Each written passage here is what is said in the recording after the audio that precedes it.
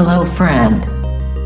Season 4. The Mystical American Patriot Society is transmitting to you from a high desert encampment on the frontier of our agrarian hoplite republic.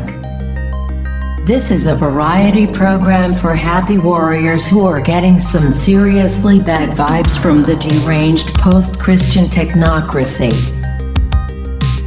Grab a tankard of yak's milk and join us by the campfire as Sumo and Cavi return to shake your surveillance, expel your parasites, and generally have a good time. Are you ready? Stand by.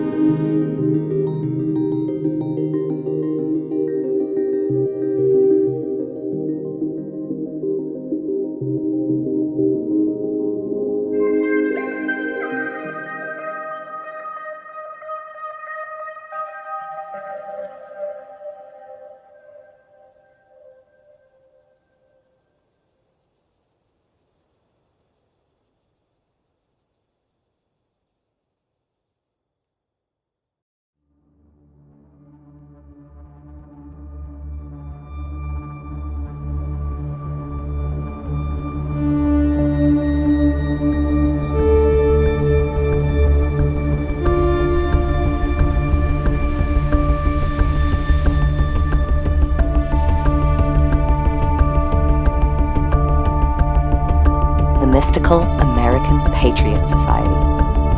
Now available in 3 dimensions. Hello, everybody. I hope I sound well. The microphone is so far away. Is this better now? And is the microphone better, closer? Is that how that sound? You made it a lot worse. A lot worse? Yep. Now is it better Further again? away.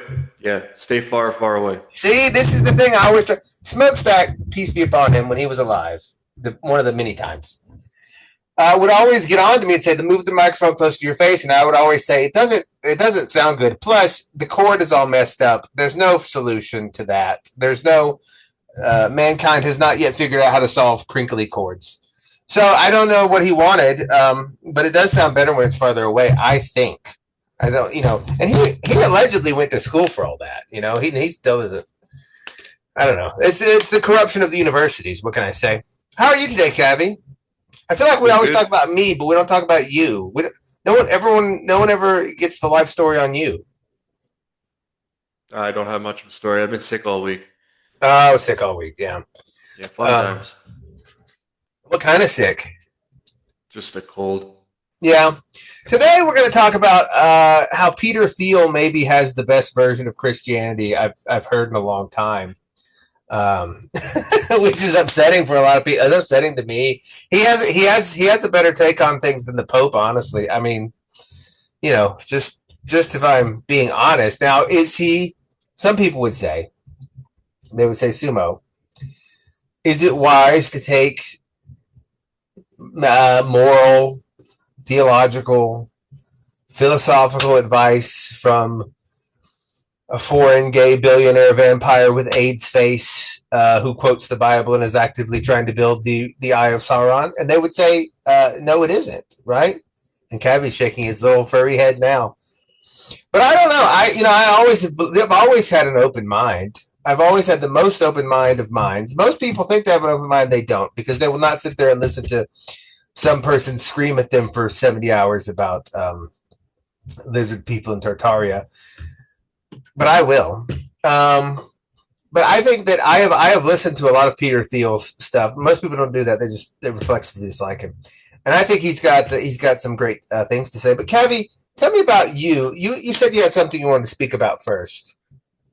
Yeah, I just wanted to mention that since everybody is out there all black-pilled and doom scrolling and everything, have you seen the videos that came out around of all like it's mostly European people visiting the States for the World Cup soccer, Yeah, and they're blown away by how amazing everything is.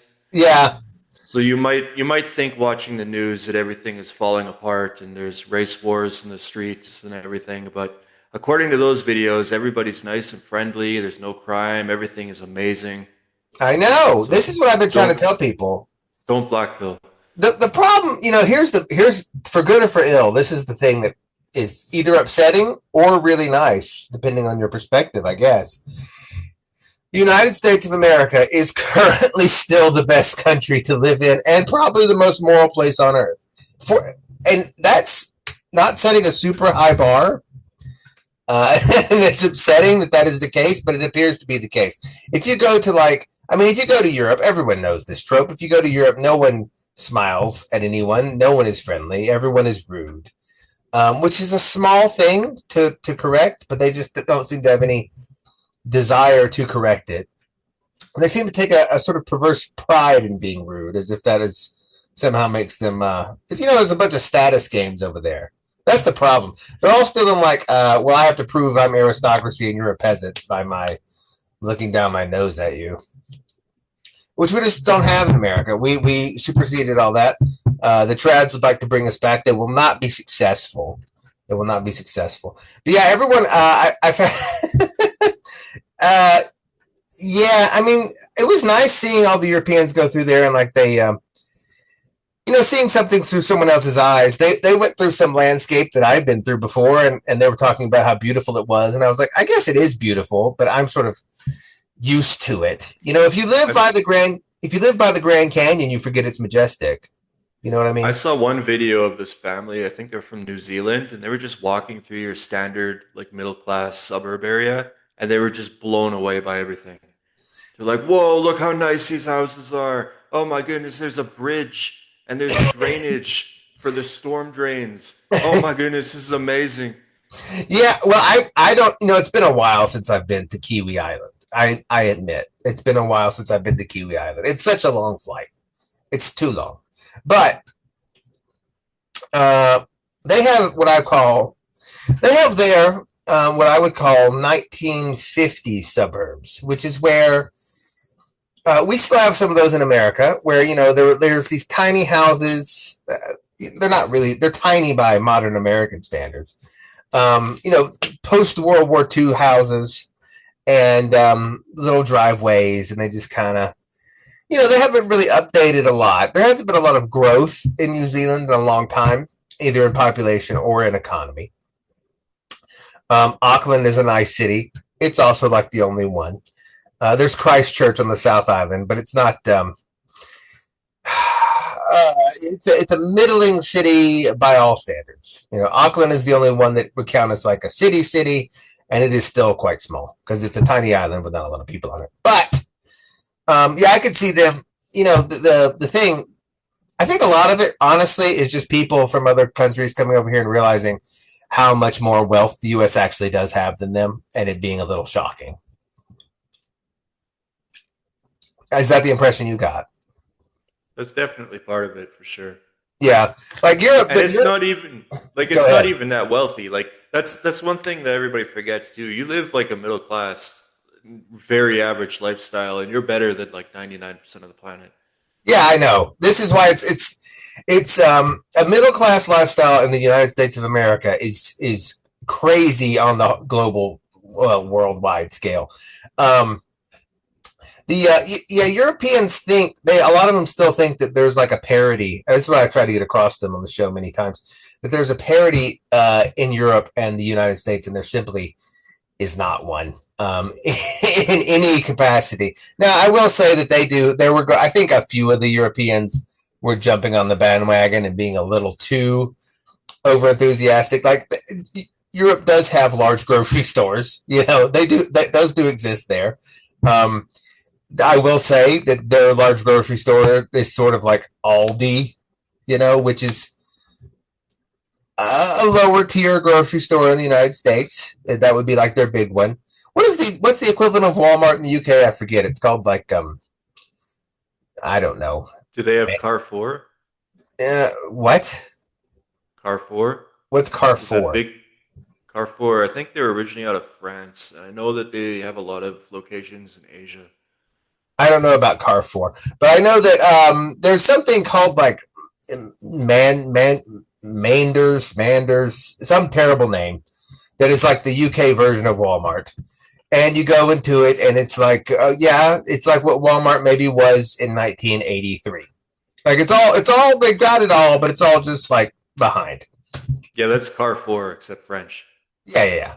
And the French doubly shut. The European economy is the most confusing thing in the world to me because it doesn't. They're all on the same euro, but then you would think a euro and therefore would have the same purchasing power because it's ostensibly the same currency, no matter where you go. But if you get on a train in Germany and you go, maybe don't get on a train in Germany. Maybe don't get on a train. That's right. If you get on a train in Germany, I mean, many people have made that mistake. But if you do choose to get on a train in Germany, and you're at a stop and you buy, my test going through Europe was a Snickers bar because I enjoy a Snickers bar, and I would buy one in Frankfurt, and it would be like €4, which is a lot. And then you would go to France, and it would be like, oh, it's €7. Why? It's the same. Like it's the same thing, the same current. Why is it so different? I don't know. I didn't try it in. Did I try it in? I did try it in Italy. I forget what it was in Italy. I don't remember, but it was different everywhere you went. And so I'm not sure how it works. I don't think they know how it works. The whole thing's a mess. One day the European Union will disintegrate. It will be sad, but that will happen. Yeah, so don't believe this is the terrible. This is what Peter Thiel. This is the message of Peter Thiel. Things are actually, on one hand, worse than you imagine, but on the other hand, much better.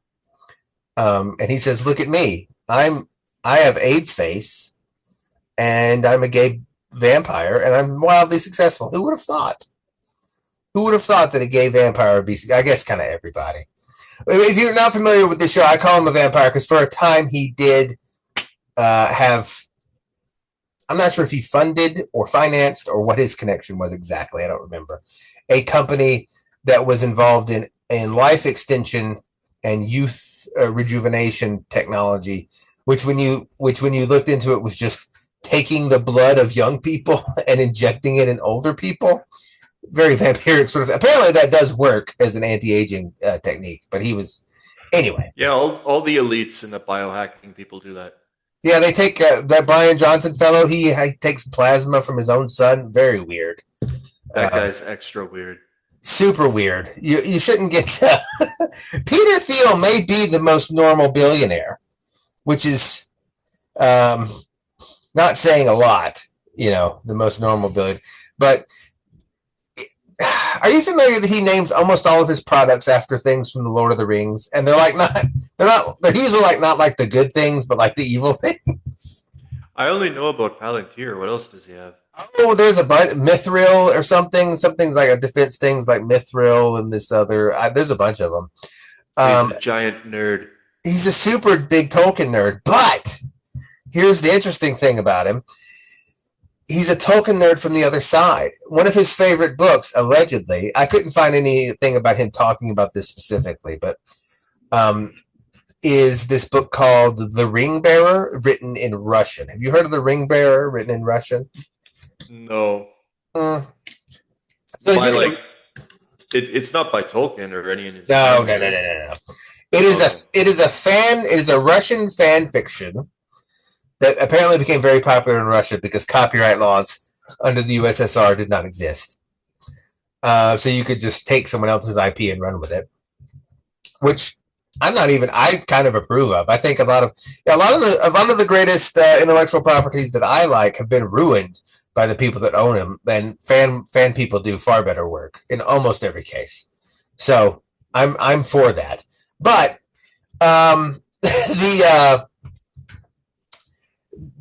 when Tolkien wrote The Lord of the Rings, of course, the Soviet Union was still very much a thing. And apparently, I never thought about this, but apparently it makes sense when you do. A lot of people in the Soviet Union said, hey, this is propaganda about us. And they read this book and they said, oh, we're the orcs. We are the orc people in this. Of course, I don't think Tolkien actually intended that. I think he had them as like orcish, just actual orcs and goblins. But they said, oh, no, we're the orcs and goblins. And they identified with the orcs and goblins, which I don't think is, something you should do. It's kind of like how Jewish people, there's even a comedian that made a whole bit about this. Jewish people like see a vampire on screen and go, that's about me. It's like, no one said it was. Why are you doing that? Don't assume. And then, no, it's about me. Apparently he did that same thing with being orcs. And the Ring Bearer is a novel that casts the idea that actually Mordor and Sauron is in the right and more morally righteous than the evil elves and men and Gandalf, who, for various reasons, it's not a good. I did try to read it in preparation. It is not good. I don't know if the translation is bad. I don't read Russian. It could be a translation issue, but it is not good, and it goes off script very quickly, and it's just sort of very loosely connected to the source material. Like, it doesn't have any. It's like there are goblins and there are orcs and there are men and elves, and Frodo's out there somewhere, but you never see him.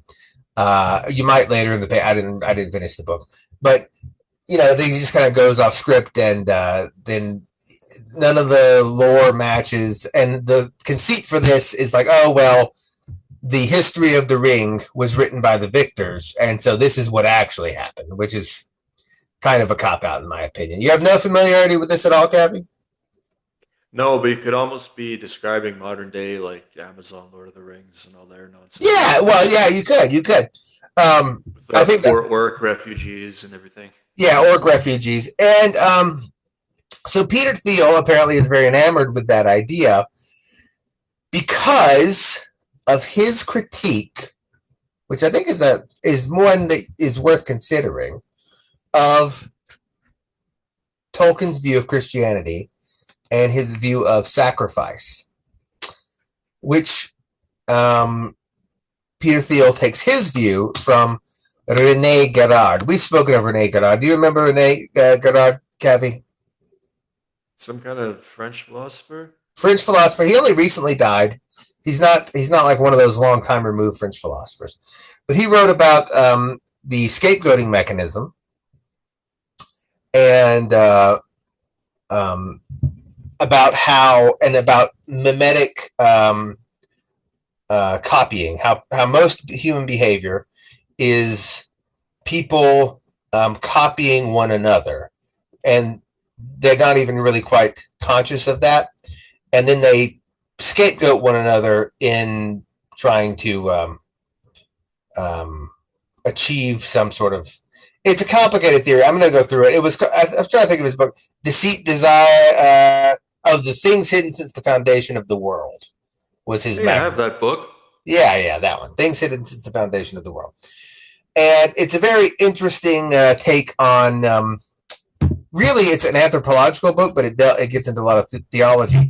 And I didn't know this until very recently, but apparently Peter Thiel was a student, like in college, of René Girard, and became his like friend, and they would like hang out until the day that René Girard died. And so what we have here is actually someone who is a direct disciple of a man who will go down as maybe one of the 20th century's greatest philosophers. I think that's not selling it too highly. I think that by the year 2150, when they're talking about philosophers from the 1900s, they'll probably mention René Girard. I think he's probably going to be in there. And so I titled this one, The Faith of Isaac, Embracing Total Uncertainty, How a German Gay Tech Billionaire Can Save You from the Antichrist. Maybe, in which we are forced to get a little bit zen. So here he is. If you're not watching, you should be watching. Subscribe to the YouTube channel. Watch us on Substack, however you choose to do. But here's Peter Thiel, a little icon of Peter Thiel, because it's so easy to make. I've grown to love AI art so much, Cavi. I think it is finally going to achieve. It's like, you know how, if you see people that get addicted to smoking, and one of the old ways you would get over that addiction is you would just force a person, like, oh, you want a cigarette? Here, smoke 500 cigarettes. And then they're like sick and turn green, and they never want a cigarette again. I think that's going to be with AI. That happened with me with Brewster's ice cream. I couldn't eat Brewster's ice cream for. Do you have Brewster's ice cream in Canada? It's an ice cream chain.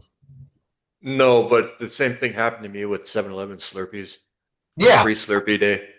Free Slurpee day.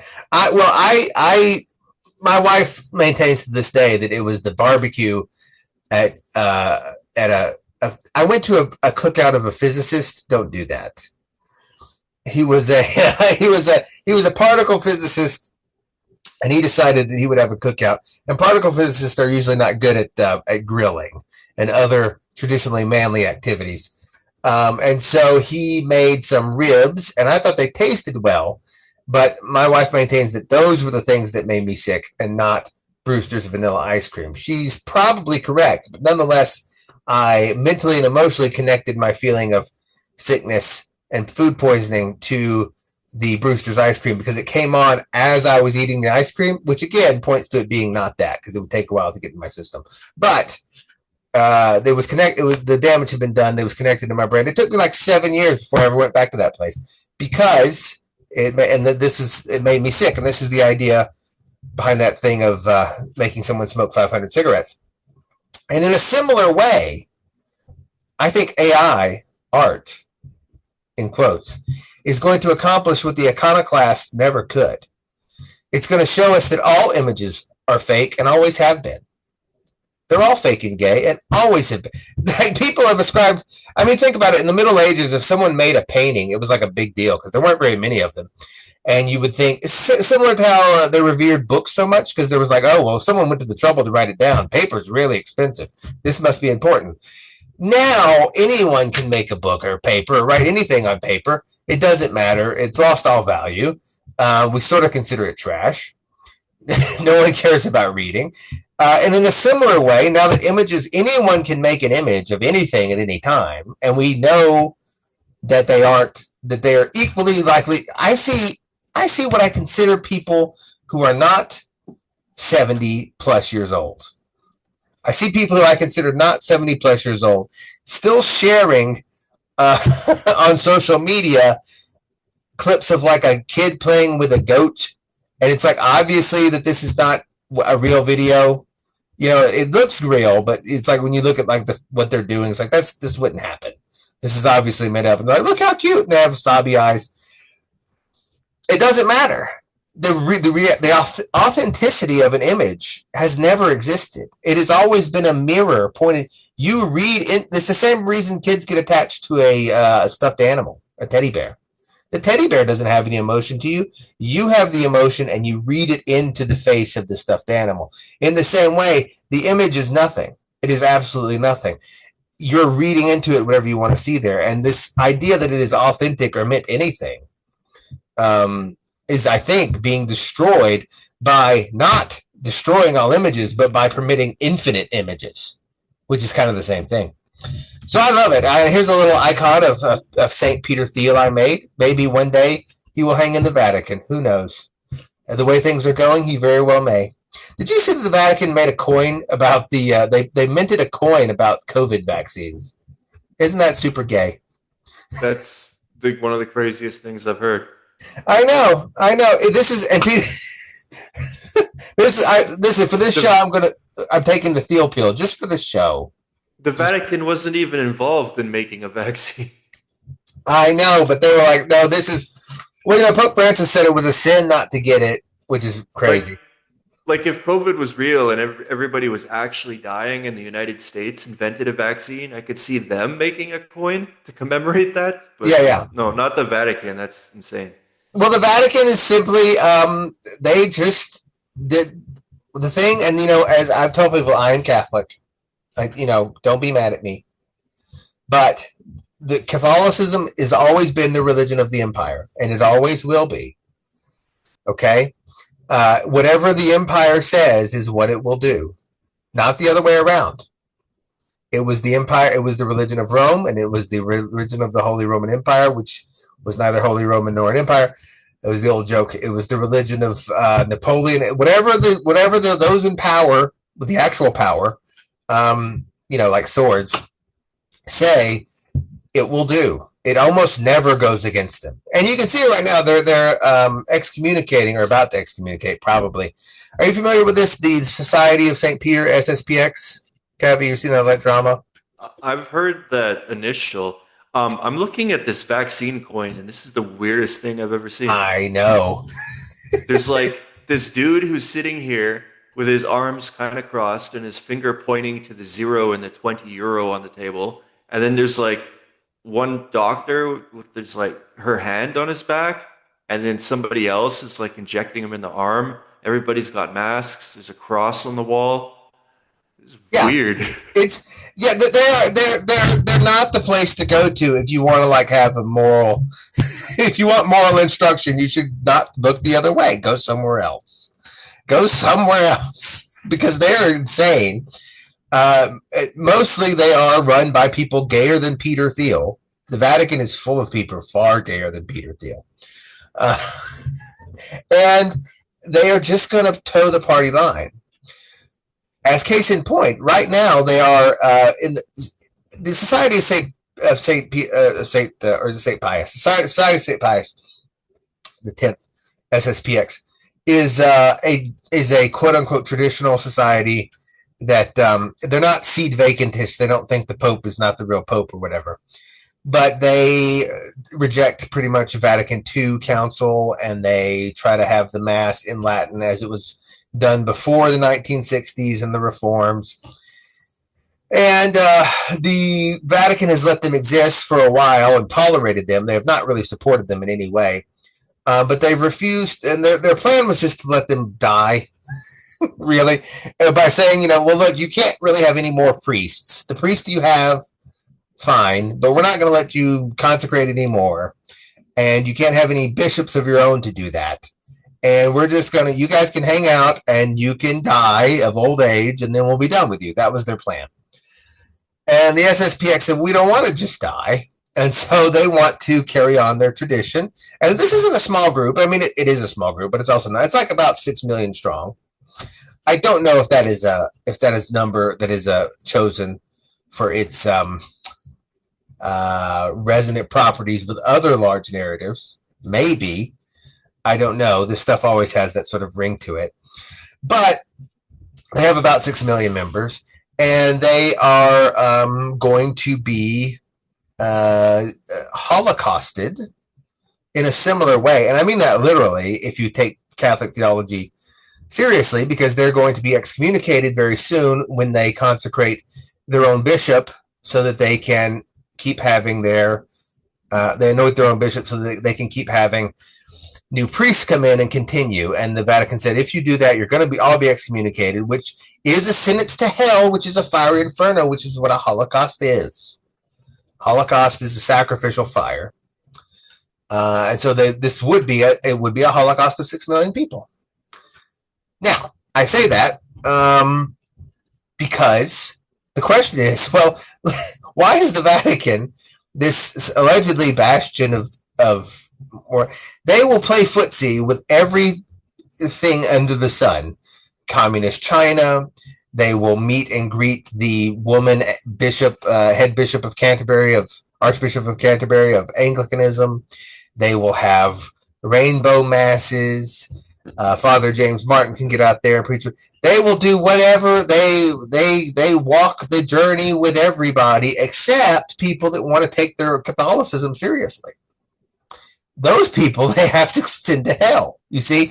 And so you just have to be, this is the way it works. Because now one day, if this day ever comes, and the empire is more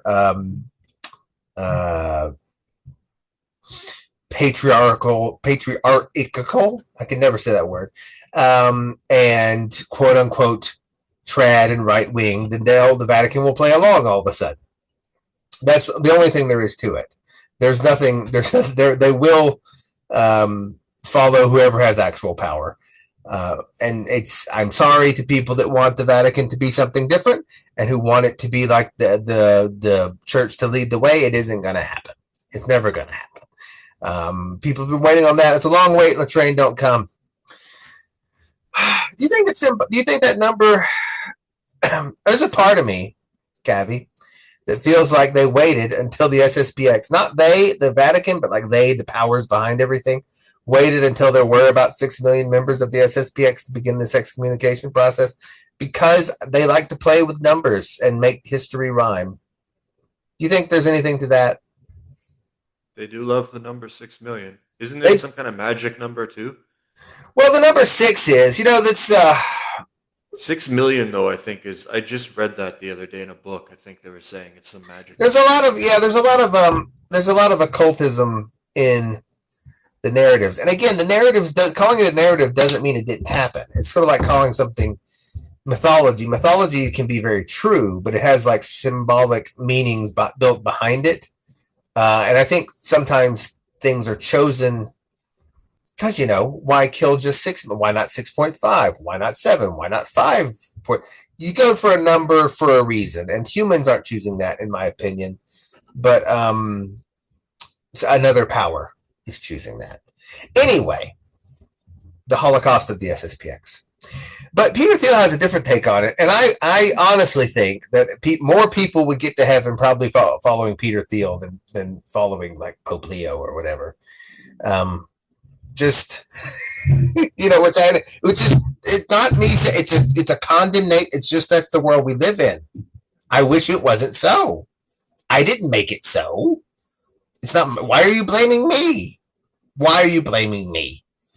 Anyway, so chapter 1, what is truth? Cavi, what is this show about? What isn't the show about? Well, you were a listener of the show before you were a part of the show. When you were a listener of the show, what did you perceive it to be about and for? What drew you to this program? Initially, I would say because it was like a conspiracy show, but it wasn't. Most conspiracy shows are all doom and gloom, whereas this one was more hopeful and fun. Yes, good. Thank you. I've struggled with what the show is too, and this is, for a long time, Apple Podcasts, I think they may still, when you clicked on it, like more like this, it would say there is no more like this. when you click on a podcast, there's a thing that say show me more like this podcast or similar, and it would just come up blank and say there's nothing similar. And I think that's true because I'm not quite sure what this. It's kind of like we sometimes talk about deep conspiracy stuff, but not in like a doom and gloom way. Sometimes we talk about politics. Sometimes it's me delving into like preaching at people. It's strange. But what I think this show is fundamentally is a journal of my own personal enlightenment, and you are all along for the ride, and I welcome you for the ride. This show is as much for me as it is for you. But like this is I have. There's some icons on the screen here. There's a man and a monkey turning into a man, evolution, like all these narratives that control how people feel about the world and what they think is true. I gradually woke up to over the course of my life, and some over the course of this show, realizing made no sense whatsoever. No sense at all. And then asking, well, then why do people believe them? Right? And the answer to that is, well, the people in authority tell them that to believe it. But then you say, well, why would people in authority tell them to believe that? And then you go, oh, and then you're like, oh, right. Like the other day I was having a discussion about what Smokestack used to call alternative cosmology.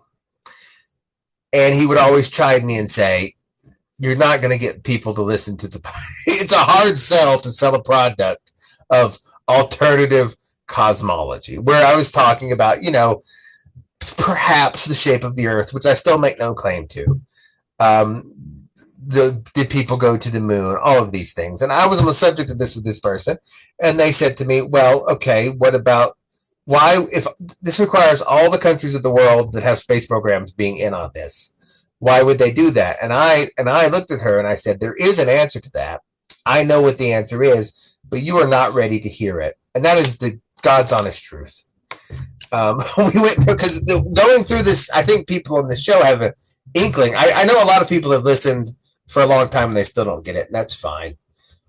Shalom. You'll wake up when you need to. But there are so many things that are big problems. You know, like the whole dinosaur thing. You look up and you're like, oh wait, all of these are just basically made up from like one tooth they found somewhere, and they reconstructed the whole thing. And the guy that found the first Tyrannosaurus Rex found 7 of them, all pretty much complete. That's basically statistically impossible. And the first Triceratops, a guy was a cowboy. He thought he was lassoing the horns of a steer behind a rock, and then he went around the rock and was like, oh wait, this is a dinosaur. It's all stupid. It's all really stupid. And the dinosaur thing is tied to the lizard people, which aren't really lizard people, but it's the serpent who tempted Eve with the apple, and it's all this stuff, which is why the Gila monster venom is in the Ozempic, and also why it was used in the vaccine, and why the reptilian thing comes up over and over again, and why the NASA logo is a forked tongue, and then the number 33 because it's the number of the fallen angels. 1/3 fell from heaven, and it's also the number of years that Christ was alive, and all these other things that go back and forth, and all these like things just build up, you know, about everyone's talking about this massive disease outbreaks and worried about things that'll never happen, that continue the global warming. The sea levels are going to rise. They don't. They never will. They can, actually. If ice melts inside of a bowl of water, the water level remains the same, because the wonderful thing about water is that the solid form is less dense than the liquid form. And so as it melts, it actually just cancels out. And that's why it floats, because it takes up the same amount of volume. So even if all the ice caps did melt, which they won't, the sea level wouldn't rise an iota. But everyone inside, that's an obvious thing that is simply true. And everyone in science overlooked it for decades, telling people that Florida was going to be underwater and all the Mediterranean Sea. And on and on and on and on and on and on and on and on. How's the Earth move when nothing moves on? Everything's moving all the time, but you can't feel it at all. There's no reason. People give you this and that. And how does the moon go back and forth in front of the Earth? It has to accelerate and then decelerate. How would that be? And all of these things that people ask me, but Sumo, then if all that's not true, what is your answer? My thing is, I don't know. That's enlightenment, you see. Socrates was the wisest man because he knew nothing. All I can tell you is point out when a narrative construction doesn't make sense, when there's something that cannot be. That's it. There's something that cannot be. And a lot of these things simply in their own narrative cannot be. They make no sense whatsoever. Have the example. What did any of that stick out for you when I was talking there? No, I mostly agree with all that. Yeah, especially the dinosaur stuff. Yeah, well, you know, this is what I was talking to this lady about. Just for an example for everyone here, I'm going to share my pronouns. My pronouns are very good, very/good. Zoom always asks you if you want to share your pronouns. That's another thing. It's so stupid. What do you mean? Sure. It's all, we have people running around actually calling other people they, them, as though there were multiple people. The world is insane. And those are some of the least weird ones. That's right. They are. Anyway, the way I really broke through to this woman is I said, well, listen, every single, and I do mean every single, way they explain like an orbit to you and how the moon stays in the orbit around the Earth or the Earth around the sun, every single thing they use to try and explain it to you is a sleight of hand. For example, Kevi, tell me some of the ways they try to explain, like intuitively, some of the experiments they try to do or whatever to show you how an orbit would work. Can you give me some? I don't think you can do an experiment to make an orbit work. You would need like planets. I mean, like a demonstration. So, for example, what I've seen physics people do, physics teachers, is they put a ball on the end of a rope and you spin around and you're like, oh, we'll see how the rope goes Yeah, around.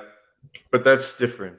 It is. That's It's always technically different. not the same forces. It's Because it's always different. basically like it's flying through space incredibly fast and also falling at the exact perfect rate that the two cancel each other out and it goes in a circle. Right, right. Or like they'll put a coin on the little thing that goes around, and it goes in a circle around the hole that like they used to have in malls. Or put a ball on a trampoline with a heavy weight in the middle. Or they'll talk about how, like, well, orbits are sort of like how a pendulum swings, except it would swing where the center is like unbounded or whatever. But all of these things, all of them, when you try to intuit how something can stay in the sky, because what we're saying is there is a force that holds everything down, but also the largest thing in your vision, the moon and the sun, up, which is kind of counterintuitive. And you say, okay, well, how does that work? And every single example you can do of this involves two forces which are in perfect balance. So, for example, when you are swinging a ball on a rope, you are giving a force, a centripetal force or centrifugal, whatever, to the ball, but also the rope is pulling back in an equal and opposite direction. And so that cancels out. It maintains a perfect circle around you. A pendulum on a clock is swinging and gravity is pulling it down, but also the arm of the thing, just like the rope, is pulling it back up. When you drop a ball on a trampoline and it goes around, again, there's the force down, but also the trampoline mat is pushing it back up. And all these things. And the reason these things can be is because you have a balance of two forces that are canceling one another out. But in space, there is only one force at work. Only one. And that is gravity. There is no other force at play. It has nothing to do. I think they're implying that, like, somehow maybe from the Big Bang or something, everything was flying apart on its own somehow. I don't know where it would have like built up the momentum, but then the idea is it comes close to a higher gravity thing, gets captured, and then magically the forces cancel out. But then even if you think about that, like, that happens again and again and again and again for every planet perfectly somehow. Well, that's the thing, though. What they're talking about is not a force. It is it's just a momentum that is like, if you throw a ball, pew, in the presence of a force that is retarding its motion, it will slow down. And people tell me, well, then that force is gravity, because as it sails past the Earth in any direction, it's always going to be pulling it in. So the example that was actually true of, say, the ball on the rope is, imagine you're spinning around with a ball on the rope, but instead of just holding it still, you're constantly reeling it in the whole time you're spinning. Constantly reeling it in. So if it flies past you, I do not doubt that it may make an arc, but you're constantly reeling it in the whole time. And the only way it can be balanced is if there's a constant other force pushing it away. Because there's no it's F equals ma, and momentum mv has no acceleration. It cannot cancel. It doesn't. You have to. I think the cop-out answer for that is it's technically not perfect, and given like hundreds of millions of years, the moon will either spiral in and crash into Earth, or spiral out and fly off into space. Yeah, that's like a billion years, and how would you know? Yeah, it doesn't work. It doesn't, and the same can be said for how how we put things in orbit, allegedly. It doesn't, because they use the same things, like, oh, well, yes, if you continually fire the rocket, you can be in orbit. But the second you stop, gravity itself is actually working against you in whatever direction you're going to slow you down. And you say, well, you don't miss it, because every time you go past, it's a one. There's only one force there. I know people are thinking in their head that it's different, but it isn't. I guess with a satellite too, because it's so much smaller, gravity would pull that back in and stop it from orbiting way faster. You would think than like a moon. It's impossible. It's impossible. It doesn't. And people say, well, then what is happening? And my answer is, I don't know. I don't know what the shape of the Earth is. I can simply tell you that it is obviously not moving. Another easy one, if it was rotating, say when you pour concrete, all the concrete would slightly pull up on one side, because if you're rotating around, right, you're gonna have a force where it would draw the liquid toward either the east or the west, depending on the rotation of the earth and your direction or whatever. And but that never has to happen. You never have to level concrete to add more to one side to account for the spin of the earth. A pool of water, does it pull up more on one side than the other? Yeah, but that's because it's so small compared to the relative size of the earth. It wouldn't. It does it. That wouldn't. No, it wouldn't matter at all. There would be a lake isn't deeper on the east side than the west because of the spin of the earth. The ocean isn't deeper on the Atlantic side because none of it is ever true. No matter how big of a thing you want to make it, it never happens. You can build a card tower from 8 stories tall, and all this motion that's allegedly happening never. If there are tides on the water, there should be tides on the land, because it's also would be pulled up and down by the moon. That doesn't happen. It doesn't only pull the tides is one of those things that should be easy to measure, because if the moon's gravity can pull the entire ocean, it should be able to pull like a small cup of water or something. Or you should weigh less if it's above you. Yeah.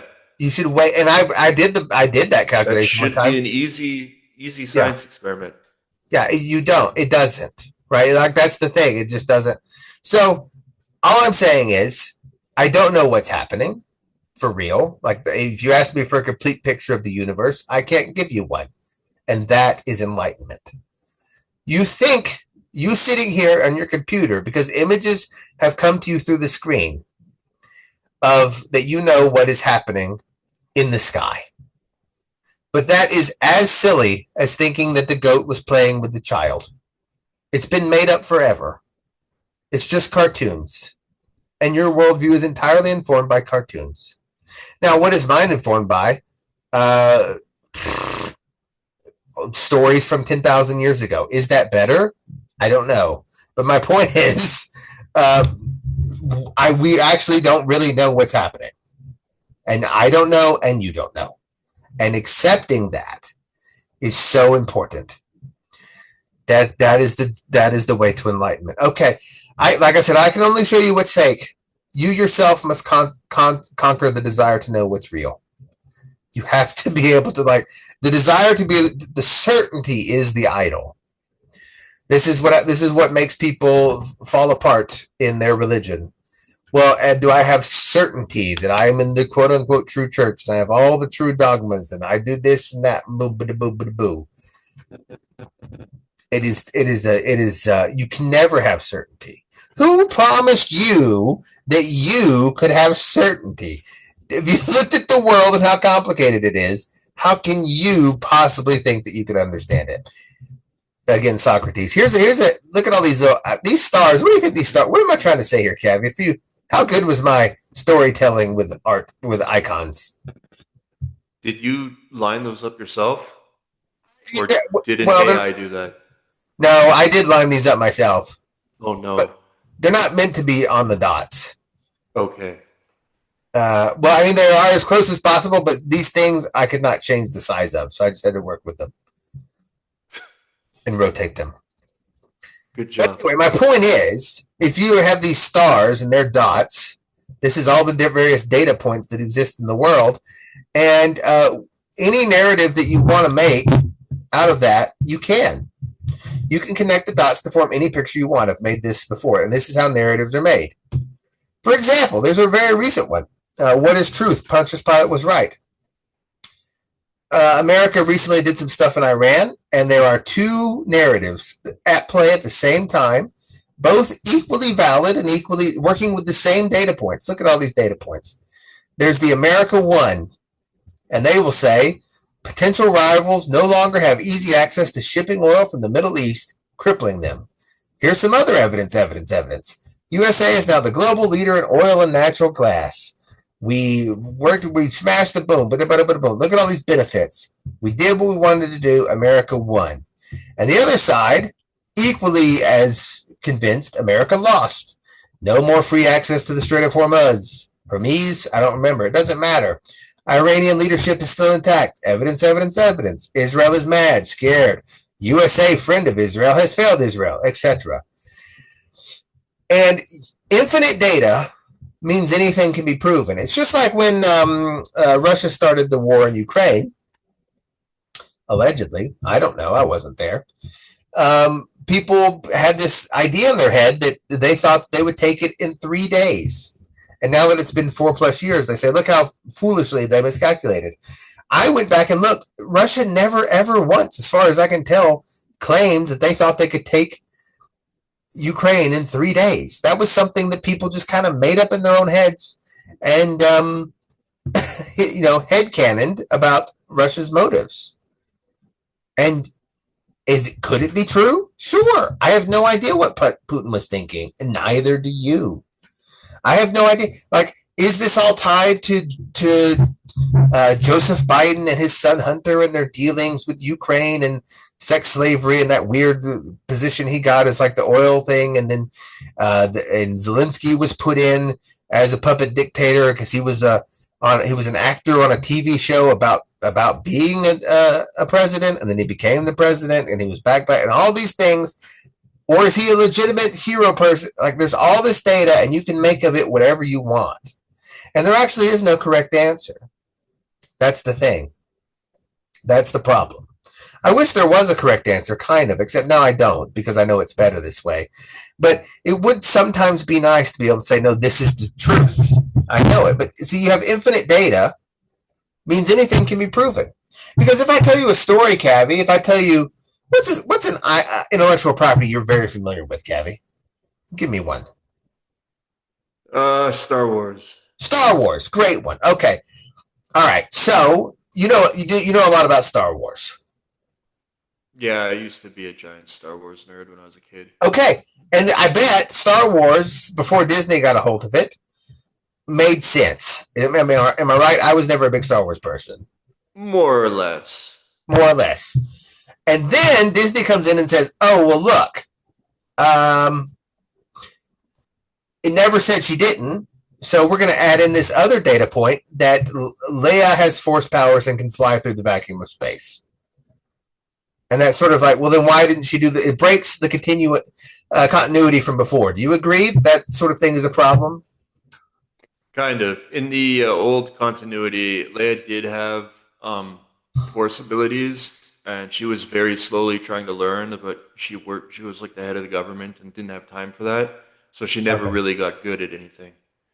Well, is there anything specifically Disney has done for the sake of this exercise that you would consider continuity, lore breaking, whatever? Pretty much like everything, but when they took over, they basically threw out all the old continuity and were like, we're starting fresh. So, but they're still playing off the original movies, correct? Or trying to? Yeah. But see, I haven't really watched much of the new stuff. So okay. Well, so my point is, you have data, which is, let's say, the first 6 movies, and you don't know what happens before or after. Okay, that. Here we go. Here's an example. I got you. All right. In the old continuity, Obi-Wan takes Luke to Tatooine and lives there as a hermit and kind of just keeps his eye on him until the 4th movie or whatever. In the new continuity, they made a whole Obi-Wan TV show where he leaves the planet and goes and has this whole adventure with like child Leia. Right. Which is stupid and never would have happened. Right. So if you took, let's say you were a Star Wars fan, you had the first 3 movies or 6 movies or whatever, and that was like the Star Wars verse. You don't know what happened before or after that, or outside of the perspective of any of those characters. It's like in any. This happens 1 million times every year. There's some viral video of someone getting killed, and you say, "What happened? Whose fault was it?" And then you say, "Oh, it's obviously their fault." And then there's a little more data that comes out, another angle, and says, "Oh no, it's the other guy's fault." And then there's more data, another view, and say, "Oh no, it's the other guy's fault." And then they go, "Oh well, but consider now that you've changed your mind 3 times, guy 1 was high on drugs." You go, Okay, and then you go, but wait, consider the other two guys. You didn't know this yet, but actually, more data.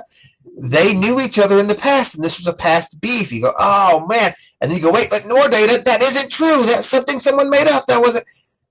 Infinite data means anything can be proven because there could always be additional data to it that could rewrite how you see the whole story. Always.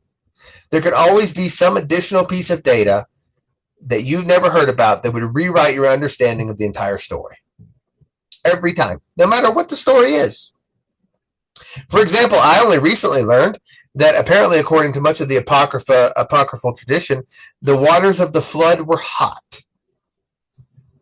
I never thought of the temperature, but that makes it far more terrible, in my opinion, for them to be hot. Like, why would the water be hot? That doesn't. But how hot? I guess they thought it came from the center of the earth mostly. So that, like I was saying, so like at least I kind of had in my head that it would be refreshing, even though it's there. But like now, it's like that makes it even worse. And so that one little piece of data, like it changes your entire idea of like, oh, well, what was it like? And so there's always something more. You have a finite brain and you live in an infinite world.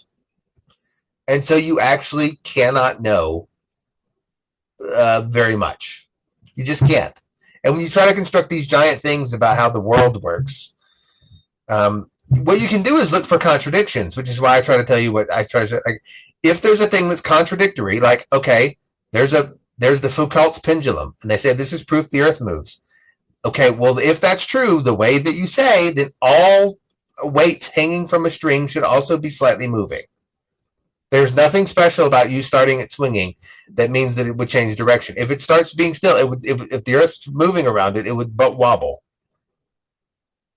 And that doesn't work. That doesn't happen. Therefore, that cannot be, those two things cannot, that's all you can do is find contradictions and say, well, no, that's not true because this. But I can't actually tell you anything beyond that. And I'm comfortable with that because I'm this Chinese man in a rice hat that looks very wise. And you are not comfortable with that because you're some like gay guy in a baseball cap like this one. And you're like, oh, I have to know what's happening. Me, I'm not Socrates. Me. And so what happens is you choose your expert. To solve this problem, you choose your expert. And I've got some icons of humans here, kind of PowerPoint icons. And they say Trump, an influencer, and Stephen DeYoung, who's the Orthodox priest of Lord of Spirits podcast, Tucker Carlson, Believe All Women, Fauci, Academia, Neil deGrasse Tyson, the mainstream media, or the Pope. And so what you do is you choose an authority figure and you say, aha, well, okay, the authority figure will tell me how to lay out this grid of connections on these data points and what the true story is, right? But of course, the problem is the authority figure, if you're honest, is always telling you a story you already wanted to believe. And so this isn't really a valid thing. You're not actually looking objectively. Example, no Calvinist that looks to Calvin or Reformed tradition thinks that they are the vessels destined for destruction. They never go, oh, yeah, everyone's predestined, and I'm predestined for hell. No, it's always like, oh, I'm one of the ones that's predestined for heaven, obviously. You know, no one ever thinks that. But all of this is made up. All of this is made, all of this, like, these people are no more able to tell you what the correct view of the world is than you are. And that is the great tragedy. I wish it were different. I wish it were different, but it's true, right? Because every story is just as valid as every other. This is the postmodern problem. This is the postmodern sea. You have to. This is where we've come to at this point in history. In the medieval times, they didn't have this problem because they didn't have enough yet. And I mean that very seriously. Think about how many books do you think Thomas Aquinas had, Cavi? A few, more than your average person, which would more than your average person. He probably had somewhere around 30 plus books, and a lot of those were quite short. Well, we would consider little pamphlets by today's standards. And in Aquinas' time, and in Aristotle's time, for that matter, or there was, you could really get a sense that one might learn everything. You went to a university because you wanted universal knowledge. That's kind of where the name comes from. And, this is why, like, someone like Michelangelo he was a painter and a sculptor and an architect. And he did he did a great job at all these things. But, like, today, there is such a much larger body of knowledge in any one of these disciplines that it's people don't even become just an architect. You're an architect of a specific kind, like a specific subset. Because to be an architect of the whole of architecture is too much for one person to handle. Because there's a lot more than 30 books. Now there's several 100 million books. And so the feeling that you can know and what this isn't, and people say, well, all that data is nonsense. Doesn't matter. The point is it exists. And that shows you that it brings into focus, like, oh, actually, the amount of things that could be true is infinite. I know that not everything is true, but I am not capable of telling you of all possible things, which are all true and which are all false. And it is therefore conceivable that one of the things I believe could be drastically altered by some new true data point that I have no current knowledge of. This is postmodernism. This is why it's a problem. This is why it's deconstructed everything that we thought was traditional, because it is 100% correct. And everyone trying to pretend that it's not correct is losing. And they're just going to continue to lose. Every story is just as valid as every other story because no story includes all the data, and every story ignores data that contradicts it. It is impossible not to do this. Objectivity is false. There is no such thing as a fact divorced from opinion. For example, ghosts. Do they exist? I think so. I think there's a lot of evidence for it. But you have evidence, and then you have evidence ignored. You can choose whatever you want. You have evidence for or against, and you ignore what you don't want to see. Did Russia collude with Trump? Well, a lot of people believe so. They have evidence. There's also evidence ignored. I don't think they did. But, hey, like I said, viruses, do they work as advertised? Evidence and evidence ignored. Are people discriminating against whites? Is there systemic racism? It was Epstein there. What about George Floyd? The rape scandal, voter fraud, blah, blah, blah. Gender pay gap. Every one of these things has evidence for it and evidence against it, and you get to pick. It's a choose your own adventure. It's a choose your own adventure. And is there a truth? Probably in the abstract. Are you capable of knowing it beyond doubt? No. That's the problem. For example, this rape scandal. Are you familiar with the rape report or whatever that Robert Lowe, the Reform Britain Party guy, put out recently about the rape gangs? Is this the Pakistani rape gangs or whatever? Yeah, he put out a report recently about it. Yeah, I saw people talking about it, but I didn't really see any details. Well, it's a long report, and it details all these horrific things about... actually, so furthermore to your point, I saw people making fun of it and saying, oh, this is nothing, and I saw people saying that this is the worst thing ever. Exactly. It is, and the thing is, it's what you already wanted. Yeah. Always. Because you could now... I think that there was some fire behind the smoke, but I also think that it is probably... well, if you look at his sources, and I did open the thing and look at some of his sources, and a lot of them are like, there's not a lot of new stuff here. There's a lot of like old books published about this, just repeated. And some of it is like self-referential, like where it cites something and then that thing is cited. And, there's like these horrible stories about girls showing up to the NHS being abused and not being reported. But like my point is, but a valid question is, if this was one, why is no one in this named? Right. So there's a story that there's a girl. She was taken by some what they call in Britain Asian men. Usually that means somewhat Arab, Pakistani, or something. Muslim people, and she was raped by a bunch of them, and then forced to marry one of the men, and she was with him for 7 years. Like, okay, and she told her story. Okay, in the 7 years, did she not learn his name? Or the names of anyone? Did you not overhear any of them say the name to anyone else? Why are there why is no person named in this thing? If these things happened, and again, I'm not saying they didn't happen. I think there's probably, it's based on some fact, which is horrible. And I think there probably was cover up about it. However, if there was a girl, if there was like an endemic of just barely puberty aged girls showing up at the hospital with, there would be hospital records of that, and we could pull them and we could see who covered the, like, this is the thing. It's one of those things. It's like, well, there's all these claims, but like who?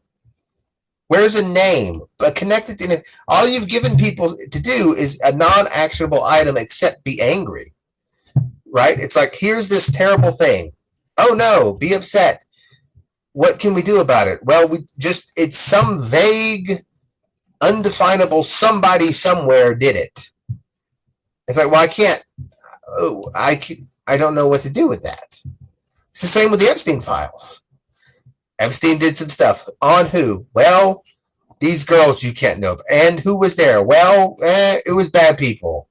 We're not going to, it's like, okay, but and so there is a way easily that you could ignore it, because those are valid questions. I don't think ignoring it is the correct move, but you could if you wanted to, and people will, because what was given in that report is not actionable. There's nothing to go on. It's like, well, some vague, vast spiraling group of cover-up has happened, and I do not discount those events, but this seems like a thing that could have left some kind of a paper trail. Like, there's all these things of like, the social worker dropped, like, who, which social worker, when, what day, what year, give me a year. What about a month? All these things. There's nothing to go on. So truth does not exist. This is why Pontius Pilate was correct. At least not in any way that can be defined in words. Pontius Pilate looked at Jesus and he said, what is truth? And that is the question of the ages. Because you cannot define it in this way. You simply cannot.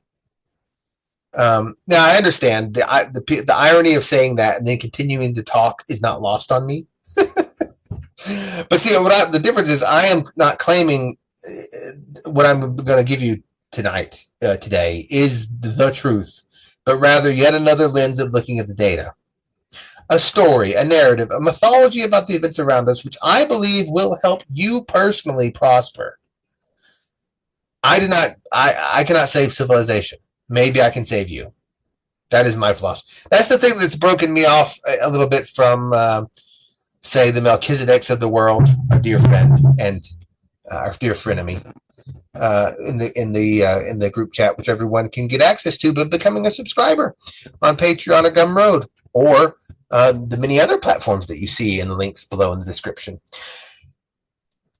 He believes that the system can be saved. In a lot of ways, Smokestack, bless his soul, rest in peace, did too. Whatever version of him still exists in this world, or in the multiverse, still does, I think. And I don't think that's possible. I think that this civilization is not the thing which can be saved, just like it's a thing that cannot really be lost. It is a thing out of our hands. But maybe I can help you personally, listener, and that is my only aim. You as an individual listening, this is for you to help pull you out of this morass. Like I said, I no longer think civilization. I already went over that. See, epistemology, increasingly, I'm convinced that epistemology is the idol, maybe the idol. Every certainty is a golden calf. And in fact, if you think about it a little bit, you're like, oh, well, why would human language be sufficient to express capital T truth? It wouldn't be. Throw a towel on the floor. You have a towel, Cavi, with you, or a shirt? Are you wearing a shirt? I always have a towel because of you always have a towel. The Hitchhiker's Guide to the Galaxy. Okay, throw it on the floor right now. Okay. Did you hear that? I did. Describe it in words. Describe what? The towel. Tell me. Show me. Tell me about it. What's it doing? Sitting on the floor. What's it look like? It's green. How is it curved on the floor? kind of just in a blob of towel fabric. Yeah, blob, right? And so that the reality is that it's sitting in some specified shape, and it's made of some specified material, and it is having probably undulations of waves of fabric in it, and there's probably frayed bits coming off. But language actually just boils it down to blob, because this is why a picture is worth 1,000 words. But also, all pictures are fake. Because a picture you can actually show, like, oh, here's what the towel is doing. Whereas all I can get out of words is like, well, it's a blob on the floor. Okay. Human language isn't good enough for, this is why the word was not words. Do you see? This is the Zen-ness. This is why the logos wasn't words. Right? That's the think. Sit with that for a minute. Truth is actually a thing directly experienced, like falling in love or seeing the color blue. Describing blue to a blind man is nearly impossible. It actually is impossible. But seeing blue is the most easiest thing in the world. That's the difference, right? Every time you've tried to describe it, it doesn't happen. And I know this is upsetting. I know it's like navel-gazily. It can't. What do you want? There's no other thing to do. Socrates was correct. The only move to say is, I don't know. And now we'll talk about chapter 2, the Christianity of Peter Thiel. I like saying Thiel. I think he actually pronounces it Thiel, but Thiel sounds a little more German. So René Girard and the scapegoat. So this is the philosophy of René Girard, a Frenchman who was Peter Thiel's teacher and friend for a long time. So if there are infinite things, and there are, it's the same problem as how do I know what's true? How do I know which ones I want? And René classified things. He drew a distinction between memetic desire and animal appetite. So animal appetite comes to everything, to all living creatures. Desire for food, for water. They want to be warm. They want to have sex sometimes, whatever. But then there's memetic desire.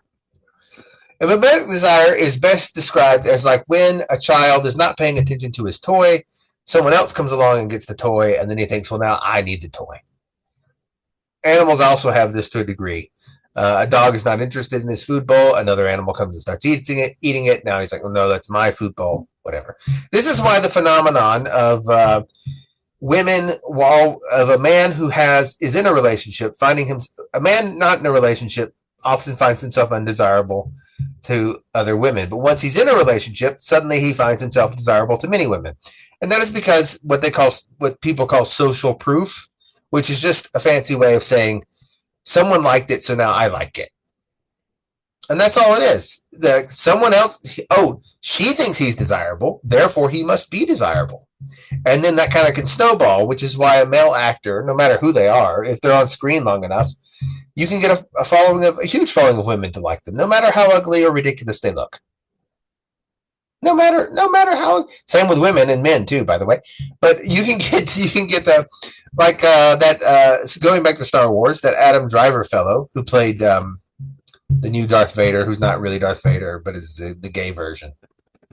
What's his name? Kylo Vader. Kylo Gay. Kylo Gayren. How great were this is the problem. How great were George Lucas's names of characters? That's something Disney has not even come close to replicating. Like that's true. He would just call wasn't the fighter pilot in the first one that was fat called Porky or something? Yeah, that's in episode 4, Porkins. They're just like, oh yeah, what do we call the fat one? Let's call him. His name is just Porky. Anyway, Jet Porkins. Jet Porkins.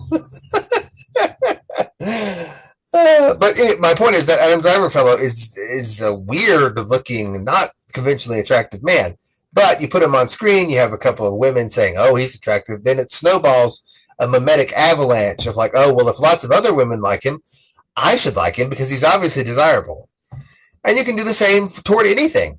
If you tell a bunch of women that what is actually desirable is to be a girl boss with a cat and live a cat mom life, they do that too. It's just monkey see, monkey do. There are many women in the world. There's only one Helen of Troy, right? And so here you have some men. Well, now there's more than one Helen of Now Troy, and the new one is black. And the new one is black. So I've got some icons down here of things that people might desire. There's a boat, maybe a yacht. There's a house. It's got a director's chair with a star that's for fame. There's money, maybe excitement, a roller coaster. Have you ever wanted a yacht, Cavi? I would have fun on a yacht for a few hours, and then I'd be like, what am I going to do with this yacht? It's a lot of work. No, that's the two greatest times of a boat owner's life are when he buys the boat and sells the boat. That's what everybody says.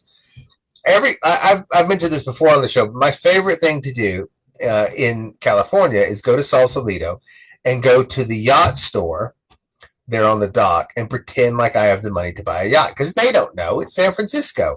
I could have just started a new app to like have people come and porta toilets, and they would bring a toilet to you like DoorDash with and they'd park it in your living room and then come back an hour later and pick it up, and that made me $1 billion. They don't know. I could have done anything. Yes, I may look like a homeless person, but in San Francisco that doesn't mean anything. So I walk in there.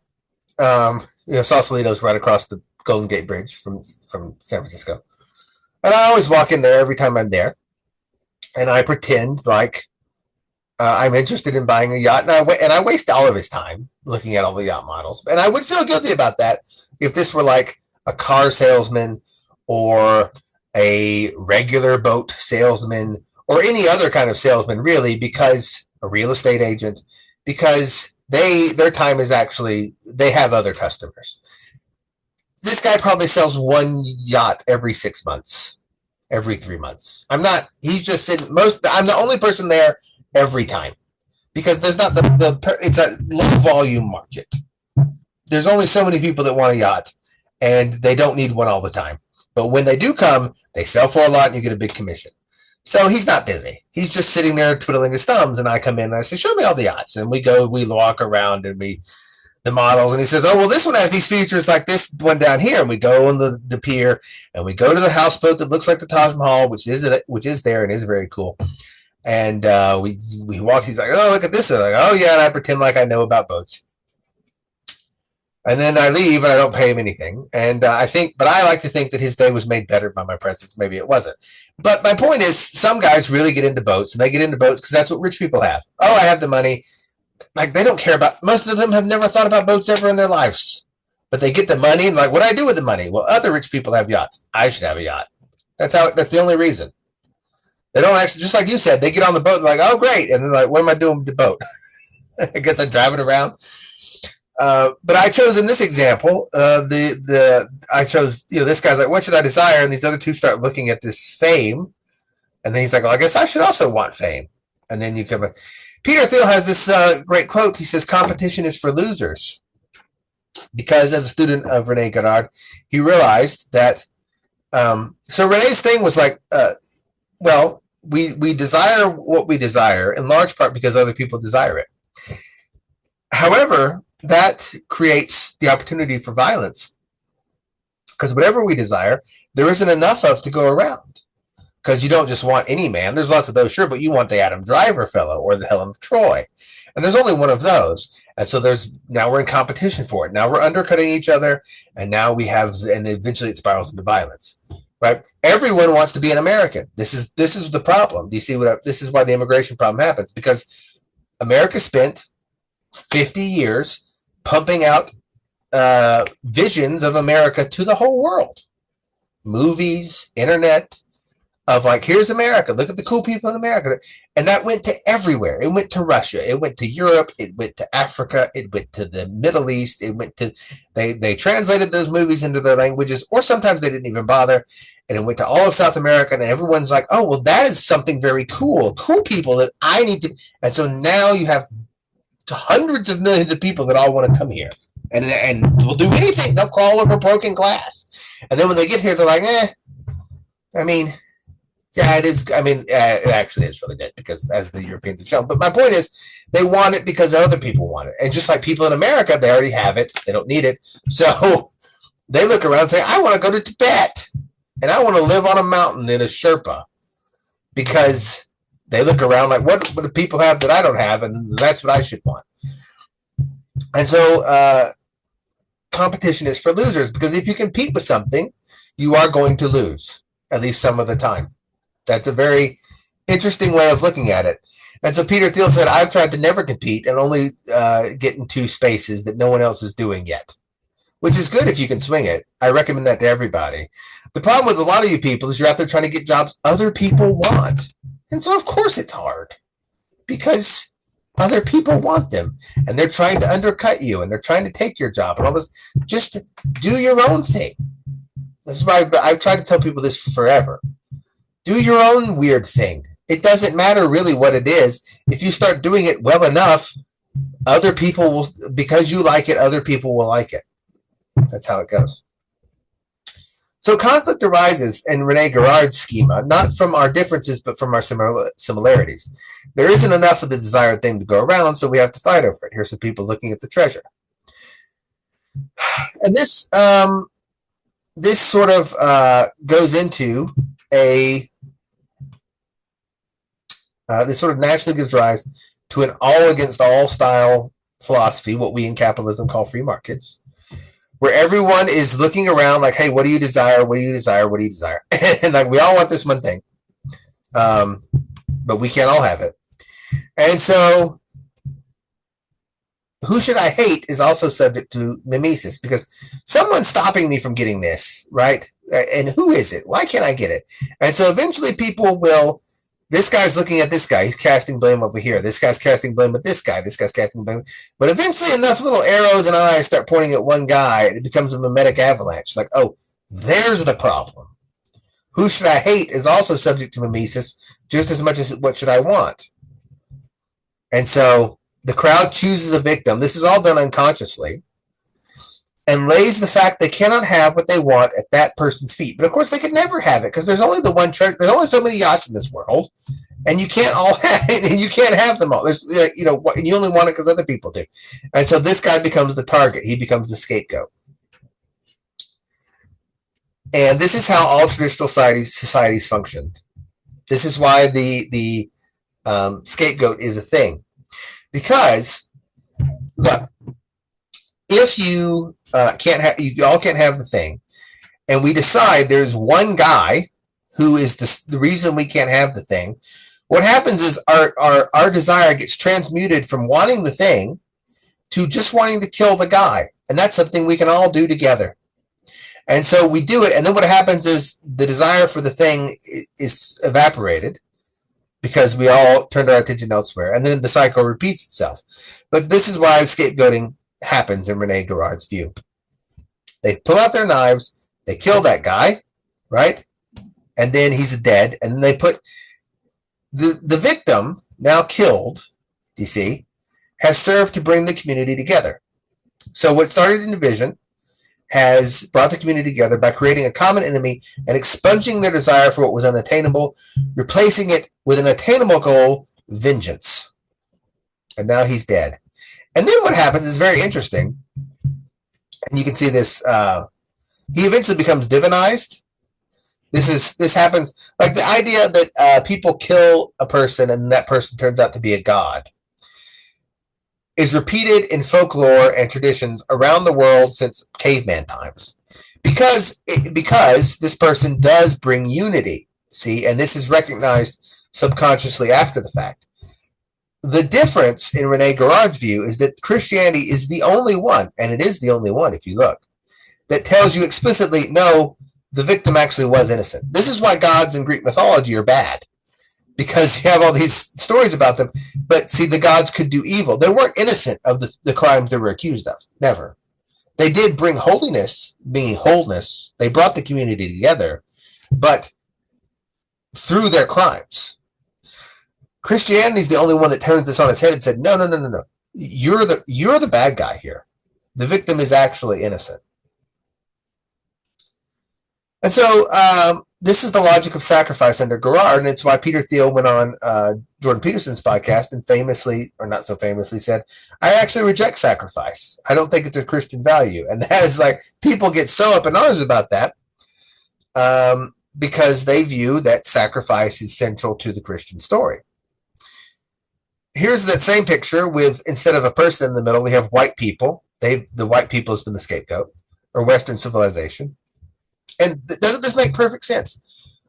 All right, what does everyone want after 60, 70 years of seeing propaganda of the West and how cool it is, and America, and beautiful white women, and all this, and putting white women in all kinds of pornography, and on movies, and showing skateboarders, and everyone having a great picket fence life. They all want it, but they can't have it. Who's stopping them from having it? You need a victim. And this works for groups as well as people. Oh, it's white people are stopping us from having the thing. So if we just kill that, then we no longer want the thing. We denigrate the thing. We destroy it. And now the desire is gone. And now we're back to peace. And so Peter Thiel, I think you can't dismiss this idea so quickly, said this logic of sacrifice is the logic of suicidal empathy, which our society is plagued with. Is the same logic, because everyone, like the Pope, when they made that vaccine coin, was like, I don't care if this is experimental, if it hurts anyone, if it doesn't. The crowd has decided that this, and the people that don't want it are the bad guys, right? And so everyone is wrapped up in this. It transcends any form of logic. It just, and it's always guised in, I am being empathic because what is empathy? Empathy is just feeling like other people feel, and everyone else feels murderous. See? Empathy actually isn't a value neutral thing, a value like always positive. Empathy means I feel with you. I empathize. But what if I'm empathizing with a giant murderous crowd, which is what they're doing? The logic of sacrifice is the logic of suicidal empathy. There is a good empathy, way to have empathy, but there's also, you can empathize with killers and with, terrible feelings. But one of them, Caiaphas, who was high priest that year, said to them, you know nothing at all, nor do you understand that it is better for you that one man should die for the people than that the whole nation should perish. It's from the Bible, from the Gospels, and why they decided to kill Jesus. The scapegoating logic spelled out crystal clear. The thing about Caiaphas is he knew what he was doing. The crowds, they were unconscious sheep. Doesn't make them less guilty, I guess, but Caiaphas knew and still did it. It is better for one to die than the whole nation should suffer. We have no king but Caesar. Peter's denial, I tell you, I do not know the man. Give us Barabbas. It's all very familiar, you see, because one of the things that Peter Theil points out, he says, in the Bible, and Peter Theil has read the Bible a lot, which is strange for a gay vampire billionaire. But he said that in the Bible, I think every single time, if the crowd is wrong and the individual is correct, I think he's correct there. I can't think of a time offhand. Now, I haven't cross-referenced it and gone through. Maybe you, listener, can think of a counterexample. Offhand, just looking back in my mind, I can't think of an example where that is not true. The crowd is always wrong in the Bible, and the individual is always correct. Because the crowd isn't doing anything but following the crowd. It's just a memetic avalanche. There is no reason behind it.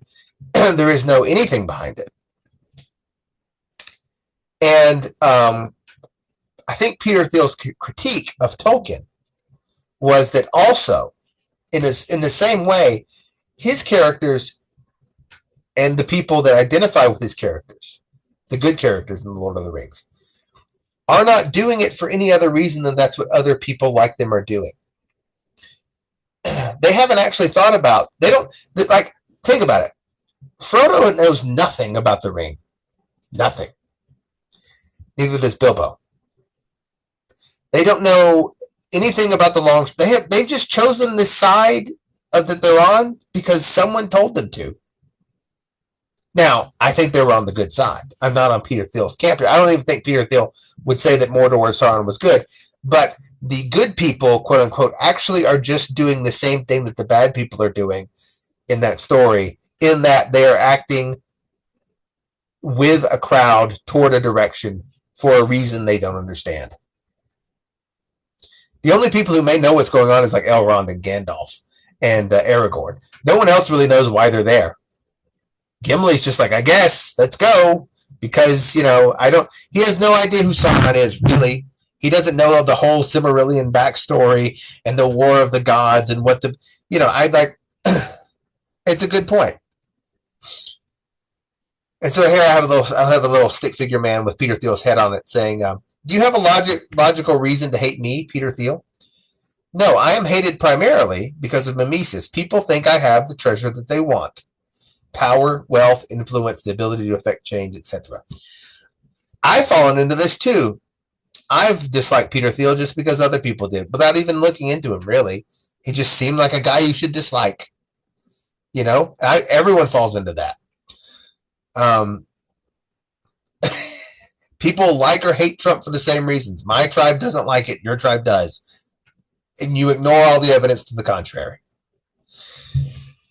I mean, it's crazy, really, when you think about people so upset about global warming, convinced that it was going to destroy the world. The person doing the most for that under their own guidelines is Elon Musk, and they despise him. You know, like they wanted electric cars to get rid of gasoline. Okay, here you go. The solar power company, here you go. No, we're going to kill you. Like, it's crazy, right? This is why they all cheered when that healthcare CEO got assassinated. Again, allegedly. Because they wanted the healthcare, and they think, well, I don't have... Everyone else talks about healthcare all the time. Am I actually sick? No, not right now. But I could be. I should want it because other people have it. They have it in Europe. Why don't I have it? They have it over there. Why can't I get it? I don't know. We still can't get it. I guess who's causing it? That guy. Kill him. Yay. See? And then it kind of makes up for it. And they don't talk about healthcare for a while. Then they get back on it and they have to kill another CEO. Importantly, killing either doesn't give you the treasure that they have. It just expunges the desire for it because now no one has it. And that makes you no longer want it. Because you identify the guy that's taking it away from you. And if you kill him, now no one has it in sort of a symbolic way. And now no one wants it. And so now you have peace. This is very dark. But this is, again, this is a lens on how the world might work. And I think it is a valuable one to look at the world through in terms of personal prosperity. When that healthcare CEO was allegedly killed, again, I don't know if he really was or wasn't. I assume he was. I made the case. I did the math. I came on this show and I said, now, how much cheaper should it be? I think it was $350 per customer on average per year. That's not a lot of profit. And they have to use, like, that's after they pay, like, that's not a lot of profit they make on every person. How much cheaper could they make it? If this healthcare CEO actually just stopping you from having health? Was he just hoarding all the wealth? And if he had just taken a slight salary cut, could everyone have health? No. And he was actually offering you a product that was a lot cheaper that enabled you to have healthcare, although it wasn't as good as other people's insurance. So he was giving people lots of healthcare, actually. Same with, but that doesn't matter because this is what conservatives have to understand. What people say they want means nothing. They only want a thing if other people have it and they can't. They feel like they can't. That's it. There is no. This is the thing about USAID. When Trump cut a lot of that, and like, you know, again, the Pope and other religious leaders were like, it's so horrible. It's so horrible. The USA contributes more charity to the world than anybody, and yet they're hated for it. Because, again, well, you have the thing I want. And this is the language of equity. Equity is never the call for a better life, ever. It's always equity. The call is never for a better life. We increasingly increase objectively the life quality of people all the time. You have air conditioning now. You have antibiotics. You have a food full of, there is no more famine. You can bathe. Amazing. It's amazing. You can talk to your grandmother 7,000 miles away and see her lovely smiling face on a phone. But the call is never for a better life, which is why me telling people that things have never been better, which is true, doesn't resonate, and people like Melchizedek still get mad and angry and want to kill people because I shouldn't say that. He gets eight. Well, I don't know. He wants things to happen. I don't know what those things are. It doesn't resonate because they don't want better. They want what others have. And here's communism, equity. Here's a bunch of dead bodies. This is why there's no amount of sacrifice that stops the carnage of memetic desire and scapegoating. It just happens over and over again. We wanted equity. We wanted equality. There's a billion people scapegoated and dead. There's another million over there. There's another million. We still need it. Blah, blah, blah. It never stops. And this is the ancient world writ large. You just needed constant sacrifice, constant human sacrifice to keep this, because the cycle builds up and you have to quell it with a sacrifice, and the cycle builds up and you have to quell it with a sacrifice. And that's why no one ever got anywhere before Christianity took off, because you have to imbibe this, that doesn't work for people to stop this sort of cycle. This is what I said earlier. Democracy, like I said, in every case, in the Bible, the crowd is wrong, the individual is right. Democracy means rule by demon. That's actually what it stands for. Every case of democracy in the Bible is, the only case of democracy in the Bible is people voting for Barabbas over Jesus. Am I wrong there, Cavi? Is there any other example of democracy in the Bible? No, I was gonna say, but they cast lots for the disciples, so no, they didn't vote. Yeah, lot casting isn't voting. It's just leaving it up to random chance or divine providence. Hoping. Yeah. No, I can't think of any other examples. So, and a lot of trads have latched onto this, and they realize that democracy is ruled by demon. And so it is tempting, therefore, to lean into monarchy, fascism, the strong man, etc., as an antidote. But again, that's just choose your own expert. And I would point out to you, however, here's all the monarchs, not all, here's a bunch of the monarchs. King Charles of the UK, Philippe of Belgium, Frederick the 10th of Denmark, I put too many R's in his name, Hans Andersen, Adams II of Liechtenstein, King of Liechtenstein, Guillaume V of Luxembourg, Felipe, the King of the 6th of Spain, Naruhito, Emperor of Japan, Shihamoni of Cambodia, Wang Chuk of Bhutan, and Leo, Pope of King of Vatican City and the Catholic Church. I submit to you, however, this strategy has a terrible track record as well. All these people pretty much are woke nonsense. All of them. Like none of these people are doing what you would want. Like, if you are driven by democracy being the rule by demon to going like, well, then monarchy, fascism, strongman is what we need. I give you your monarchs. They're all terrible. Except for Wang Chuk of Bhutan. He actually does a really good job. Are you familiar with Wang Chuk of Bhutan? It sounds like someone you just made up. I know. His actual name is Wang Chuk. He is the king of Bhutan, and Bhutan, rather than pursue, they're a Buddhist country, rather than pursue GDP maximization, they came up with a global happiness index, and they try to maximize that. Isn't that pleasant? They try to maximize their happiness. I believe he's the only one that is doing well by his people on this list, really. The guy in Japan is not doing so bad, but worse than in the past. But all of these people, like Charles, has just sold his country down the river, in my opinion. And so have so many of these others. And I mean, Leo has just been like, well, he's jumped in on every scapegoating thing that's ever happened. He's totally oblivious to the process. But not Wang Chuk of Bhutan. So I submit to you, this track record, this strategy also has a terrible track record. See also Hitler, Stalin, and Mao. And see also 1 Samuel chapter 8. Right. Samuel is like, yeah, you want a king? Are you sure about that? He's going to take 10% of all your stuff. He's going to take your sons to go fight in the war. He's going to take your daughters to do women's stuff. The prophet of God says monarchy bad. And people are like, no, man. Tradition is just, the peasant tradition of Europe is king sending you off to die and then starve you and taking out. That's all it is. Hitler was a strong man. He didn't do a good job. Stalin was a strong man. All these people got a bunch of people, often their own, killed and dead. It was just another way of scapegoating. This is why.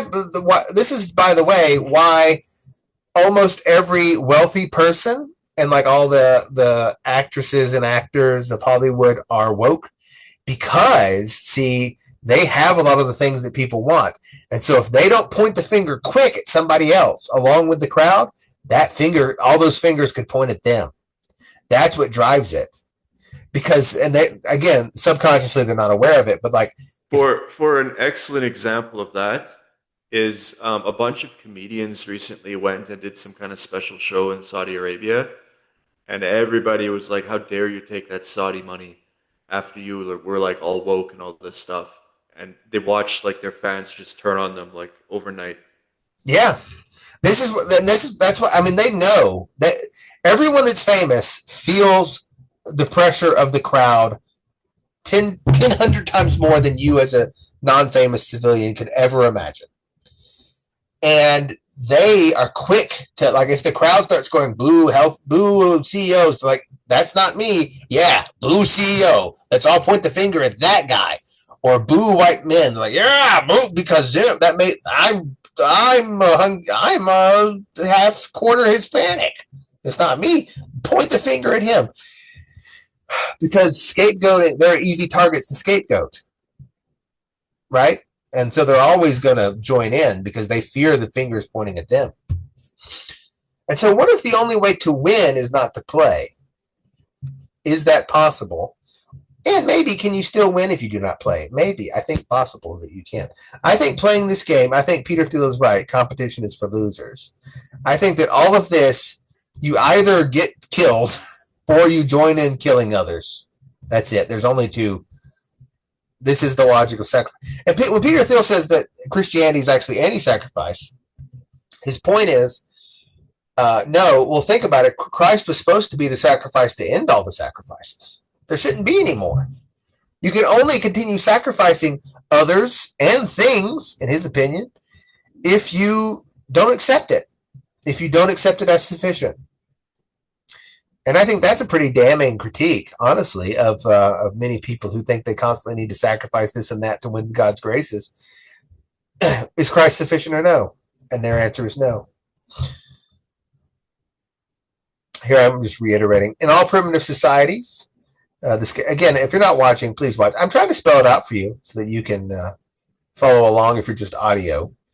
But you know, this is the age of video. So it's now available in 3 dimensions, and I'm not just whistling Dixie. In almost all primitive society, the scapegoat is killed and then divinized or made posthumously into a king. Christianity is the only one which tells you explicitly, yes, but the victim is innocent.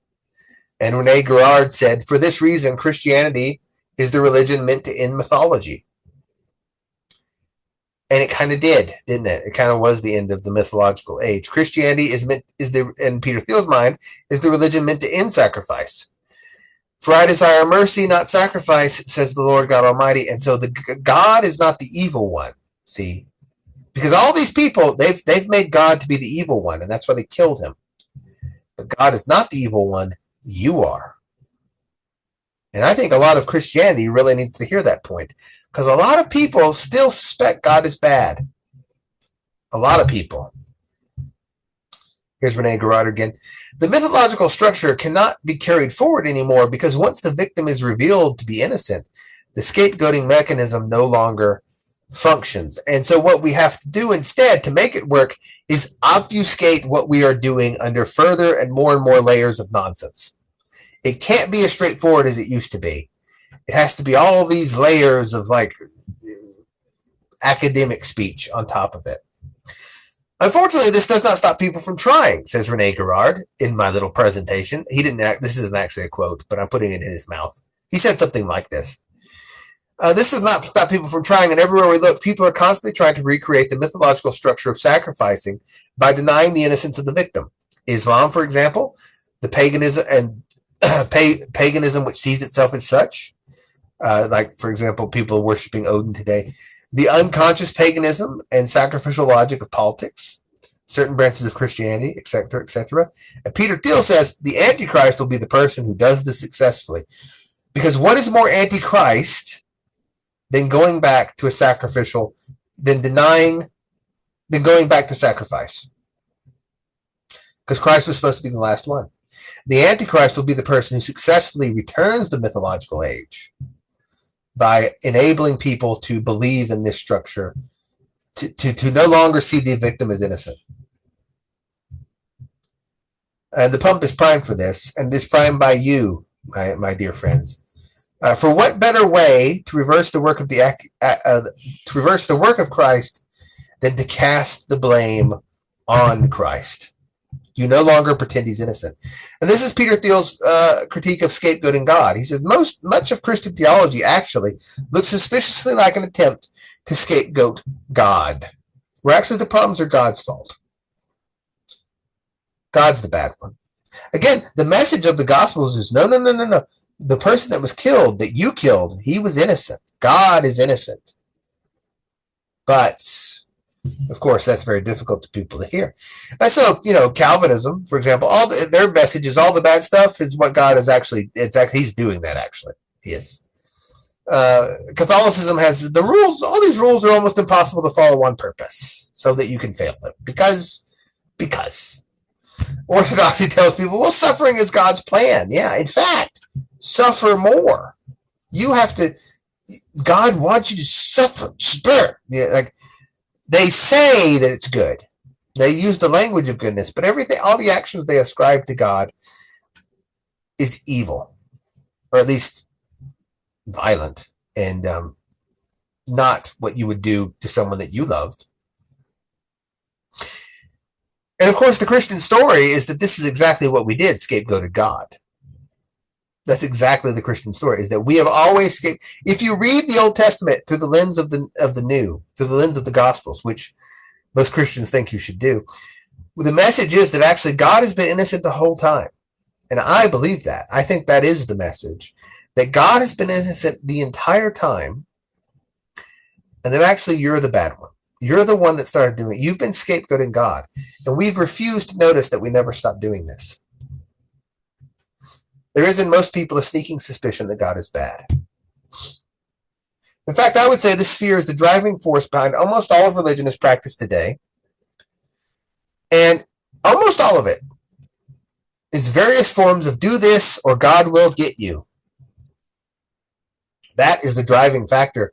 But, this is I hate to badmouth it. I do. I know it sounds, but, when you're in the belly of the beast, you experience all the beast's vomit. And so, Catholicism will preach a big game about how they're so tolerant now and how they're this and that. But then, you see, they will wheel this out, just slap it on the table from nowhere. They'll be like, oh, well, tomorrow is a holy day of obligation, meaning you have to come to Mass or you go to hell, by the way. That's really what they say. Like, they don't say it in those words, but if you say, well, what does that mean? It's like, well, it's a mortal sin if you don't. What's that mean? Well, that means that you go to hell if you don't repent of it before you die. And so it's all these list of rules of the religion is framed as do this or God will get you. Do this or God will get you. Blood for the blood god. It's the logic of sacrifice. But Christ was supposed to be the last one. And so why ascribe you always evil to Jesus? Because again, Jesus is God, and no one wants to take that seriously.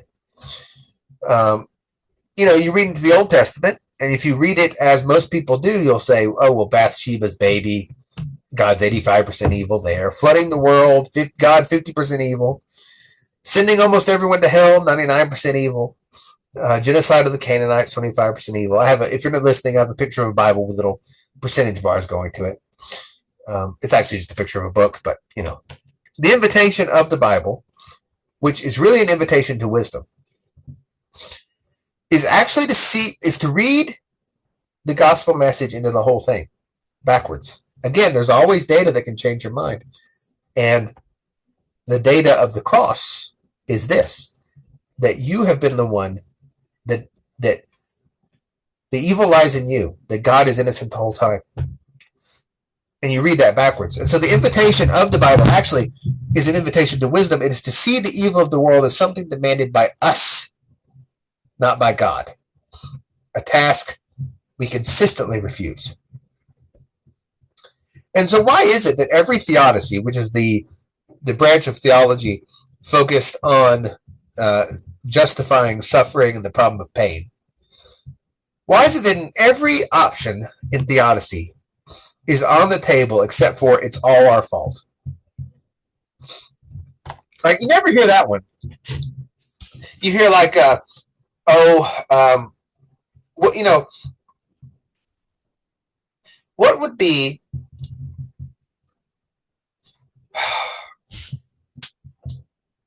would that not be reading the reading suggested by reading that's what I'm saying. It's our fault. That would be the reading suggested by the Gospels. And you have all these different takes on it. Actually, evil thing is good. You know, actually, evil thing is good. I don't know why I did that on the bottom. Saturn is a gas. I forget what it was. Evil thing is good. People say that all the time. Well, the killing of the what appears to be the killing of the Canaanite, the genocide is good. It was God kills for his glory. You know, like what was his name? John Piper. He famously, after a big tornado incident, said every tornado is the finger of God across the landscape for his glory. Why? I don't know, but somehow. Who are you to say what's good and bad? All those evil-looking things, they seem bad, but that's only because your mind is warped by all your sin, and they're actually good. All these things. You don't have a grave enough view of sin, Sumo. You don't see that people actually deserve all that evil that God's doing. Every solution on offer in the theodicy realm puts the blame like God is evil and you just don't get it. But it's never our fault. The proposition that God the Father is fully revealed in Jesus is not taken seriously because it is A, difficult, and B, requires a shift of blame from God to ourselves. And this is a surprising quote from Peter Thiel. When he was discussing this with somebody, not Jordan Peterson, he said, and this is pretty much a quote, he said, I take the resurrection of Jesus as both a historical reality and a future promise. God is good. And this is a guy that's a gay vampire who is married to a man with 2 adopted children and is actively trying to build the Eye of Sauron in Palantir. I don't know what to make of that. But this is the challenge, my friends. What do you make of that? This is a more orthodox statement than you will hear out of almost anybody. Almost anybody. I don't think the Archbishop of Canterbury would say this. I take the resurrection of Jesus as both a historical reality and a future promise. God is good. And then Peter Thiel dropped what I thought the most fascinating thing. He talked about the faith of Isaac. He said, we were always told about the faith of Abraham. But Jesus said, unless you become like children and have the faith of a child, you shall not see the kingdom of heaven. So in this practice of reading the Old Testament in light of the New, is there a faith of a child we can turn to? And yes, and that is Isaac. Father, here is the fire, here is the wood, but where is the lamb for the sacrifice? And Abraham answers, the Lord himself will provide the lamb, my son. And Isaac's faith was to say, okay. Isaac wasn't a dummy. You see? Isaac wasn't a dummy. In fact, if you read the timeline, he may have been as old as, some people think he was quite old, in his 30s. But I mean, at youngest age, he's probably around 13. He's not going up here with no knowledge of, and he knows his father, and he knows the kind of things that Isaac is the only one that in this scenario who believes he won't be sacrificed. You, the reader, when you read it for the first time, if you have no knowledge, think that's what's going to happen. Abraham appears to think that's what's going to happen. Isaac goes up there comfortably with this faith that actually, no, God is not the sort of God to require my death. He's the sort of God that is good. And actually loves me in a real way, not a weird, twisted way where I try to make black white and white black and say, actually, all this is fine and it's for some higher. It's like, no, he actually loves me in a regular way that I would identify with love. And I am going to go up this hill knowing that I won't actually need to be sacrificed. We speak endlessly of the faith of Abraham, the willingness of him to make a sacrifice. You see, we do not even notice the faith of Isaac, who knew the sacrifice wouldn't be necessary. And that is very profound. The faith of Isaac, who we're always identifying with the guy who would make a sacrifice. But we do not even notice the faith of Isaac, who knew the sacrifice would not be necessary. Isaac, and perhaps Isaac alone, had total faith in the goodness of God, unless you have faith like a child. I included a quote here from one of my favorite writers, George MacDonald, who said in his Unspoken Sermons, which is great, "Never let anyone convince you that in him, in God, there is even a little bit of darkness. Nor convince thyself to call darkness light in order to justify what you think God has done. Never let anyone convince you that in him there is even a little darkness." Mimesis at chapter 3, mimesis and the knowledge of faith. All right, so again, we're at the same thing here. The guy is standing in a field of data, and he says, "Where will I find happiness?" As stated, there's an infinite amount of data, an infinite amount of choices, an infinite amount of things to pursue, and the world presents itself, therefore, as a sea of confusion. The waters of chaos, the primordial sea. And like I said, he looks around at all the other guys looking around at what they'll find, and they begin to point at something, and they say, "Oh, look, what does this guy want?" And he's looking at this, and so he's no longer confused. He wants that. I guess we should all want that. And that's how it works.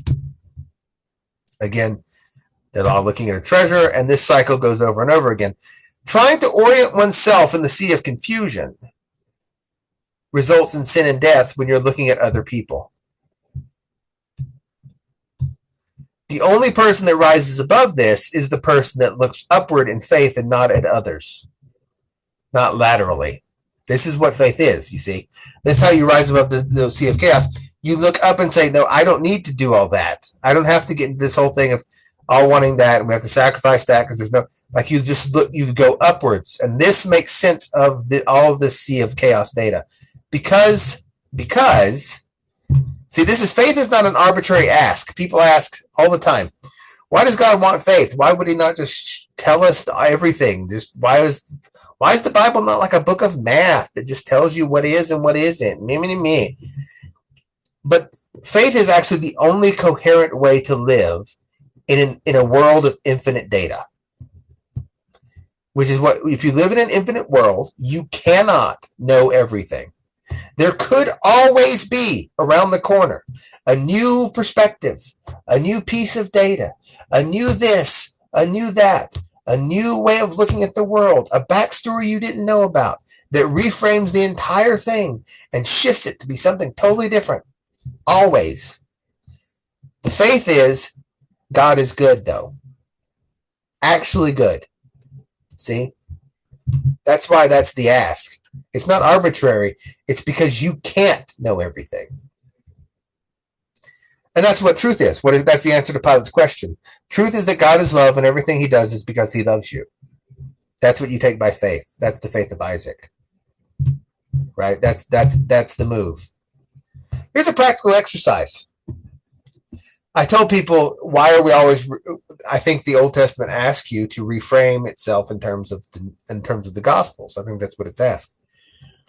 So I chose a difficult one, and I'm going to try to show you how you can do this and how the option is right there if you want it. But see, a lot of you don't want it. I don't want it a lot of the time either. I'm not trying to cast aspersions. I also feel you. Here's a reframing of evil in terms of God's love. Okay, so Mo, explain then, why does God allow people to be evil? That's a common question. Why does he allow people to murder others? Why wouldn't he step in and stop it? Why wouldn't he do this or whatever? Let's look at why God would allow a specific murder. Again, always go to a specific. Cain and Abel. Okay, let's try to rethink this. So we have Cain and Abel. Abel makes a sacrifice. And again, the logic of sacrifice. And so you ask yourself, who's this sacrifice for? Firstly, is the sacrifice actually for God? Why would God, did he not say, I desire mercy, not sacrifice? Did he not go, why would God want, what does God need with a lamb? He doesn't need it at all. No, he has no need of that at all. Right? Why would he require it to be killed? Is it not more reasonable, my friends, that man feels that God requires it and is unable to be convinced otherwise? You know, you think about your this is the thing that haunts people. You hear God loves you, and then people say, yeah, but all those things I've done or felt or wanted to do, or all my disgusting perversions and my have you? There's like probably in this world right now 300 million men who, if you tell them God loves you, in their head they go, but you don't know about my browser history. Legitimately. That's what's stopping them, or whatever. Or like women who think, yeah, but you don't know that I aborted my kid, or whatever. And so you say God loves you, and they can't hear that. It's no. I have to make amends. I have to make up for it. The evil in my heart. And so I view God's request of a sacrifice in the Old Testament as God, just like he gave them a king, even though he said, no, this isn't a good idea. And they demanded it. No, we need that because we've got to be like what was their reason? We want to be like everybody else. So God acquiesced. Just like Jesus said, allowed divorce because of the hardness of their hearts. I do not think God cared an iota about the sacrifice of a lamb. But people felt they needed it. So he said, okay, here's how you do it. Fine. If you must, fine. And so Abel did sacrifice this lamb, and God looked on favor on it. What does that mean? See, the violence inside that man was temporarily satiated. Violence toward himself, toward others, his hatred, his spite, his all of those feelings. He's like, okay, I made good on it for now. The same thing. It's the logic. It's the scapegoating process over and over again. There's no difference. I made good on it temporarily, and I'll have to come back. Yes, sure. And so he feels fine. And so Cain says he gave him this, and it didn't work for Cain. Cain left. Why did it not satisfy God? Because Cain left still believing God hated it, like it wasn't enough. God does ask for grain. Like later in the Bible, God is satisfied with sacrifices of grain in many cases. Why not now? The most logical conclusion, if you read the Gospels backwards, is that Cain did not find it enough. He's like, no, so he has to make another one. You see? His sacrifice isn't good, so he made a second one. He killed his brother, a one of blood. Who's the one doing the killing here? God says to him, why are you angry? God's not angry. Why is your face downcast after he kills Abel? Or after his sacrifice is denied. If you do what is right, will you not be accepted? And people read into that. It doesn't say this. People read into that, well, if you made a good sacrifice. No, he just says, look, if you do it, will you not be accepted? If you do what is right, will you not be accepted? And the implication is, of course you'll be accepted. Why are you afraid? But if you do not do what is right, sin, not me, not God, is waiting to devour you. It's not why is God angry? It's why are you angry? Why are you full of hatred? And if you don't, I'm not going to get you, but your own inner thing is going to devour you. Do you see how this reading is right there? But we refuse to see it because we're convinced of God's evil. People are genuinely convinced of God's evil and they can't see past it. And so his lack of faith, this is the treasure he desires. God doesn't love me, he loves my brother. My brother Abel has the treasure I desire. Therefore, my first sacrifice was not accepted by who? Right? So he makes a second one. That's why he kills his brother, legitimately. It's the same logic. He's not internalizing as that, but this sacrifice is the same. This picture where they're sacrificing a scapegoated victim is the same as the lamb. It's an actual goat. It's the same logical process. So his first sacrifice wasn't accepted, so he made a second one, which was his brother. Okay, yeah, fine, Suma, but why wouldn't God stop him from doing it? To prove to Cain that he's the kind of friend that would help him hide a body. That's why. You see, imagine you're in heaven and you're worried about, like, what if I fall from grace? And people always sidestep this question. I always like, well, what if I sin in heaven? What if I sin in heaven? And they hem and haw and say, oh, well, you can't because me. But we already have an example of that. The angels in heaven fell. Adam and Eve were perfect and without sin, and they decided to fall. Why would it not be able to happen again? And so that specter would always be there. You could never be united to God. But God has allowed history to happen so that you could, no matter what you did, he's like, I showed you experientially. No matter what you do, I am still there. God is infinitely more devoted to you personally as a person than he is any abstract idea of good or righteousness or morality. And people really need, like, God doesn't give I don't think, a damn about his glory or about his sense of righteousness. He cares about you more than all of that stuff. More than morality, more than right or wrong. God is love, and God loves you. God loves Cain. And he's like, Cain had to do this. And then God had to say, I'm still here. Cain says, my punishment is more than I can bear. God hasn't pronounced, like, you are driving me away. I will be hidden from your presence. I will be a restless wanderer, and whoever finds me will kill me. And God says, not so. It's like, it's right there in the first couple of chapters. But no one ever sees it. They only see God as evil because they wanted to already. Right? Like, God says, no, none of that's true. None of that's true. You know? He says, I will be a restless wanderer, because God says you'll become a restless wanderer. And he takes this as like God is making it. But then actually God allows him to found the first city. He becomes the opposite. Right? Because God is infinitely merciful. There is not so. That's God's direct answer to the first murderer. Now you hate me. No, I don't. Right? In fact, I will always protect you. I will always be with you. Can you accept now, after you've killed him, there is nothing you could do to drive me away? Right? And then humanity continually says no to this. They say, no, I can't accept it. No, if you knew what I did. And God says, okay, what if I let you kill me and I still forgive you? Can you accept it now? Right? And that's what I think it is. That's why evil, God, as Paul said, God has consigned all under disobedience in order that he might be merciful to all. So that at the end of all history, you could show up in heaven and say, you could show up before the pearly gates and say, God, I have been the worst person possible. And he says, I know, welcome home. And now you can accept, at last, that you can't be thrown out.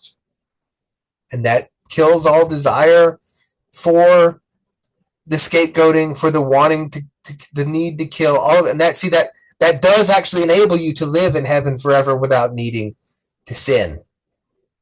See? Do you see how it kind of works? It's like so incredible. It's so incredible of a thing. Aren't these little icons delightful? I got this from this. The end, there's a little samurai guy here. Love all these little. In the end, the only task is continually looking up. If thine eye be single, that whole everything is right there. It's all over and over again. I included this slide because they asked me to. These slides were made by Slides Go, including icons by Flaticon and infographics and images by FreePic. Please keep this slide for attribution. I did. I hope that you people, if you need slides, we use Slide Go. I know Flat Icon. I recognize those. Yeah. But this is just, you can do this if you try, my friends. This reading about like how you see, like, I don't know, actually God saying not so to everything you fear. You can do that with every other thing in the Bible that you have a problem with. And I guarantee you will find that it is similarly applies. It is not, God is innocent. You're the problem. That's the scapegoated victim is innocent. And I learned a lot of that from some stuff from Peter Thiel. And so, hey, he does some things I don't approve of. Whatever. And I think he's also in on some terrible stuff. Like I said, but the world is not so clear cut. The world is not as black and white as we would like. It would be, you think it would be easier if it was, but actually it wouldn't be, because you have to have all these things to happen so that you finally kind of accept grace, right? That's the thing. I don't know, but I think that I hope people will walk away from that. This is why I say, what is this show? I don't know. It's kind of like me being an evangelical preacher standing up there with the most ridiculous thing you've ever seen, but it's also kind of like me denying evolution and saying Fauci isn't real. I don't know. And it's a spaceship, and I don't know what this show is. I'm just doing it. I'm here. I hope you're here. I don't know what do you think? Where do you think this? What path are we on, Cavi? Where are we going as a podcast? No idea. Could go anywhere. It could go anywhere. We could go anywhere. Where are we going as a podcast? Now, Cavi, I'm going to send you this is still in the show. After the show, I send Cavi videos that serve as the little picture-in-picture video. Because if you just have this, I found from people, I haven't actually looked, but people say, like, analytics of videos, if you have a static image and you're just talking, people click away. But if you have anything flickering, they'll go, I'm hypnotized. So I give them that. I think this time we'll have, I'm going to give you 4, one for each corner of this, because all the corners are, wouldn't that be fun? Just like really ADHD. Maximum flicker. Yeah. Yeah, maximum, really ADHD maxing. Like those Zoomers with their 6 different things over a video. I know. Again, I'm not going to judge it as good or bad, but it seems a little crazy inducing when you see the people that are like 19 years old and they have their show has like a screen inside a screen inside a screen, and sometimes the screens are self-referential. I'm like, what are you doing? And there's always some random video game at the bottom of someone playing. I know. It's just like I know. I mean, I get that. I don't know that I have the best attention span, but but again, maybe it's good. Maybe this is how you have to live in the digital world. Maybe like the AI that is going to accomplish what the iconoclast never could by showing us that all images are stupid. Maybe by having 0 attention span is the same as having infinite attention span in some strange way. Maybe it wraps around. I don't know. Is attention the ability to focus on one thing? Is it attention span, Cavi? The ability to focus on one thing for a long period of time, or the ability to focus on everything at once? It's a good question. Maybe one is better than the other. Maybe. Yeah, maybe. I don't know. Maybe we used to focusing on one thing at a time, but they are developing the ability to focus on everything at once. Maybe that's better. What I know would be better, what I know would help, is if Peter Thiel wants you to do this, and he may be the only one that can help you stave off the Antichrist. That's what all of his weird talks are about. Peter Thiel asks you to support this podcast monetarily with a great sum of money. And I think that you should. Or you should contact your most local rich person and tell them to support me and Cavi with $100,000 a year. You can do that. I've made a tier of sponsor on Substack. Patreon won't let me do this yet because they said I have to have more people subscribing before they'll let me make this absurd thing. There's actually you can make this absurd ask of a tier, but you have to have more people first, is what they said basically. But Substack, there's several tiers there. There's the basic one for this podcast, which lets you have all the content. There's the annual one, which lets you pay a little bit that, and then there's the sponsor level. So those two are like $8 and then $8 a month or $80 a year, I think. I don't remember. And then there's the sponsor level, which is $100,000 a year. And I think some of you out there can afford that. Are you familiar with Rod Dreher? Cavi? Not at all. The guy that wrote the Benedict option? No. So, our listeners will be. He had all these, his life sort of came apart. But he was influential for a while there. He has a Wikipedia page, if that's anything. He writes for the American, or he did write for the American Conservative. He wrote the Benedict option and Live Not by Lies. He was in the Weekly Standard, the Wall Street Journal, and so forth and so on. And he converted to Catholicism and then converted to Orthodoxy, like in the early 2000s, well predating all the Ortho Bros arc of history, and now is kind of like, I don't know, maybe on the outs with that. Anyway, I found out, I was asked, this guy isn't, in my opinion, that great. Why does he have all this? Turns out, he didn't have a lot of subscribers or people supporting him. He had one person anonymously giving him $100,000 a year so he could do his journalism. They believed in him that much. And that's why he was able, they paid his salary someone anonymously paid his salary to write on the American Conservative. He was not actually considered good enough to bring in any of that money, except one guy was like, if you give him the job, I'll pay his salary. And they're like, fine, I guess. That's all I'm asking. If Rod Dreher can have one person where's our Saudi prince? All we need is one Saudi prince, Cavi. How do we get a Saudi prince to support this podcast? That's the question. How did we get a Saudi prince? Could we get Peter Thiel to support this podcast? That might be a thing. Could we get? Yeah. I mean, what do we have to do to make this happen? I don't know. But if any of you are a rich person or know a very wealthy person, send this to them or send the link to the show with them and say, I think that you, my friend, there's your sales pitch. Include this in your email or text. My friend who is rich, I, your less wealthy friend, have thought of a good way for you to spend your money. Please subscribe to this for $100,000 a year to support the great work they do in spreading a message of love and light across the cosmos. That's all.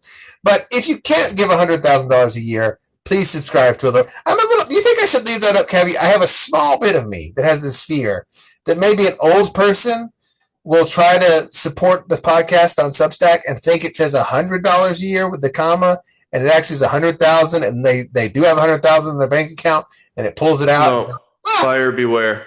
I mean, I do want to trust that. Better they give it to you than some Indian scammer or something. I don't want to, if they did it by accident, I would refund them, obviously.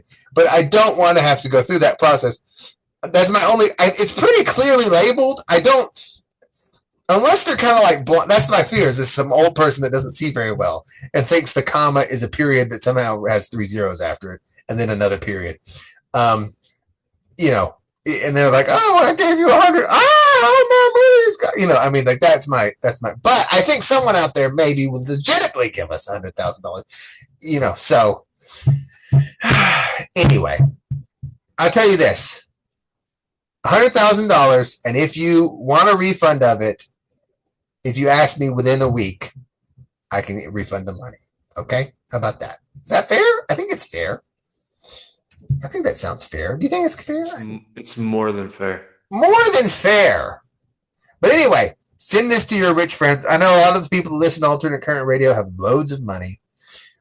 Please give us, it's difficult to get a large volume of people. This is like a yacht sale. This podcast is a yacht, really. It doesn't go out, it's not a basketball podcast. It's not a podcast talking about sex. It's not a podcast talking about the latest television show and how many black people are in it, for good or bad.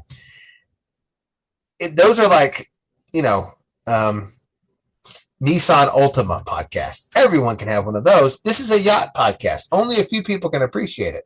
And so getting the kind of volume we need to support it is, but all we need is the high quality people with a lot of money. Please do subscribe. We'll see you next time. Until then, Cavi gives you a warm, warm hug. Goodbye, everyone.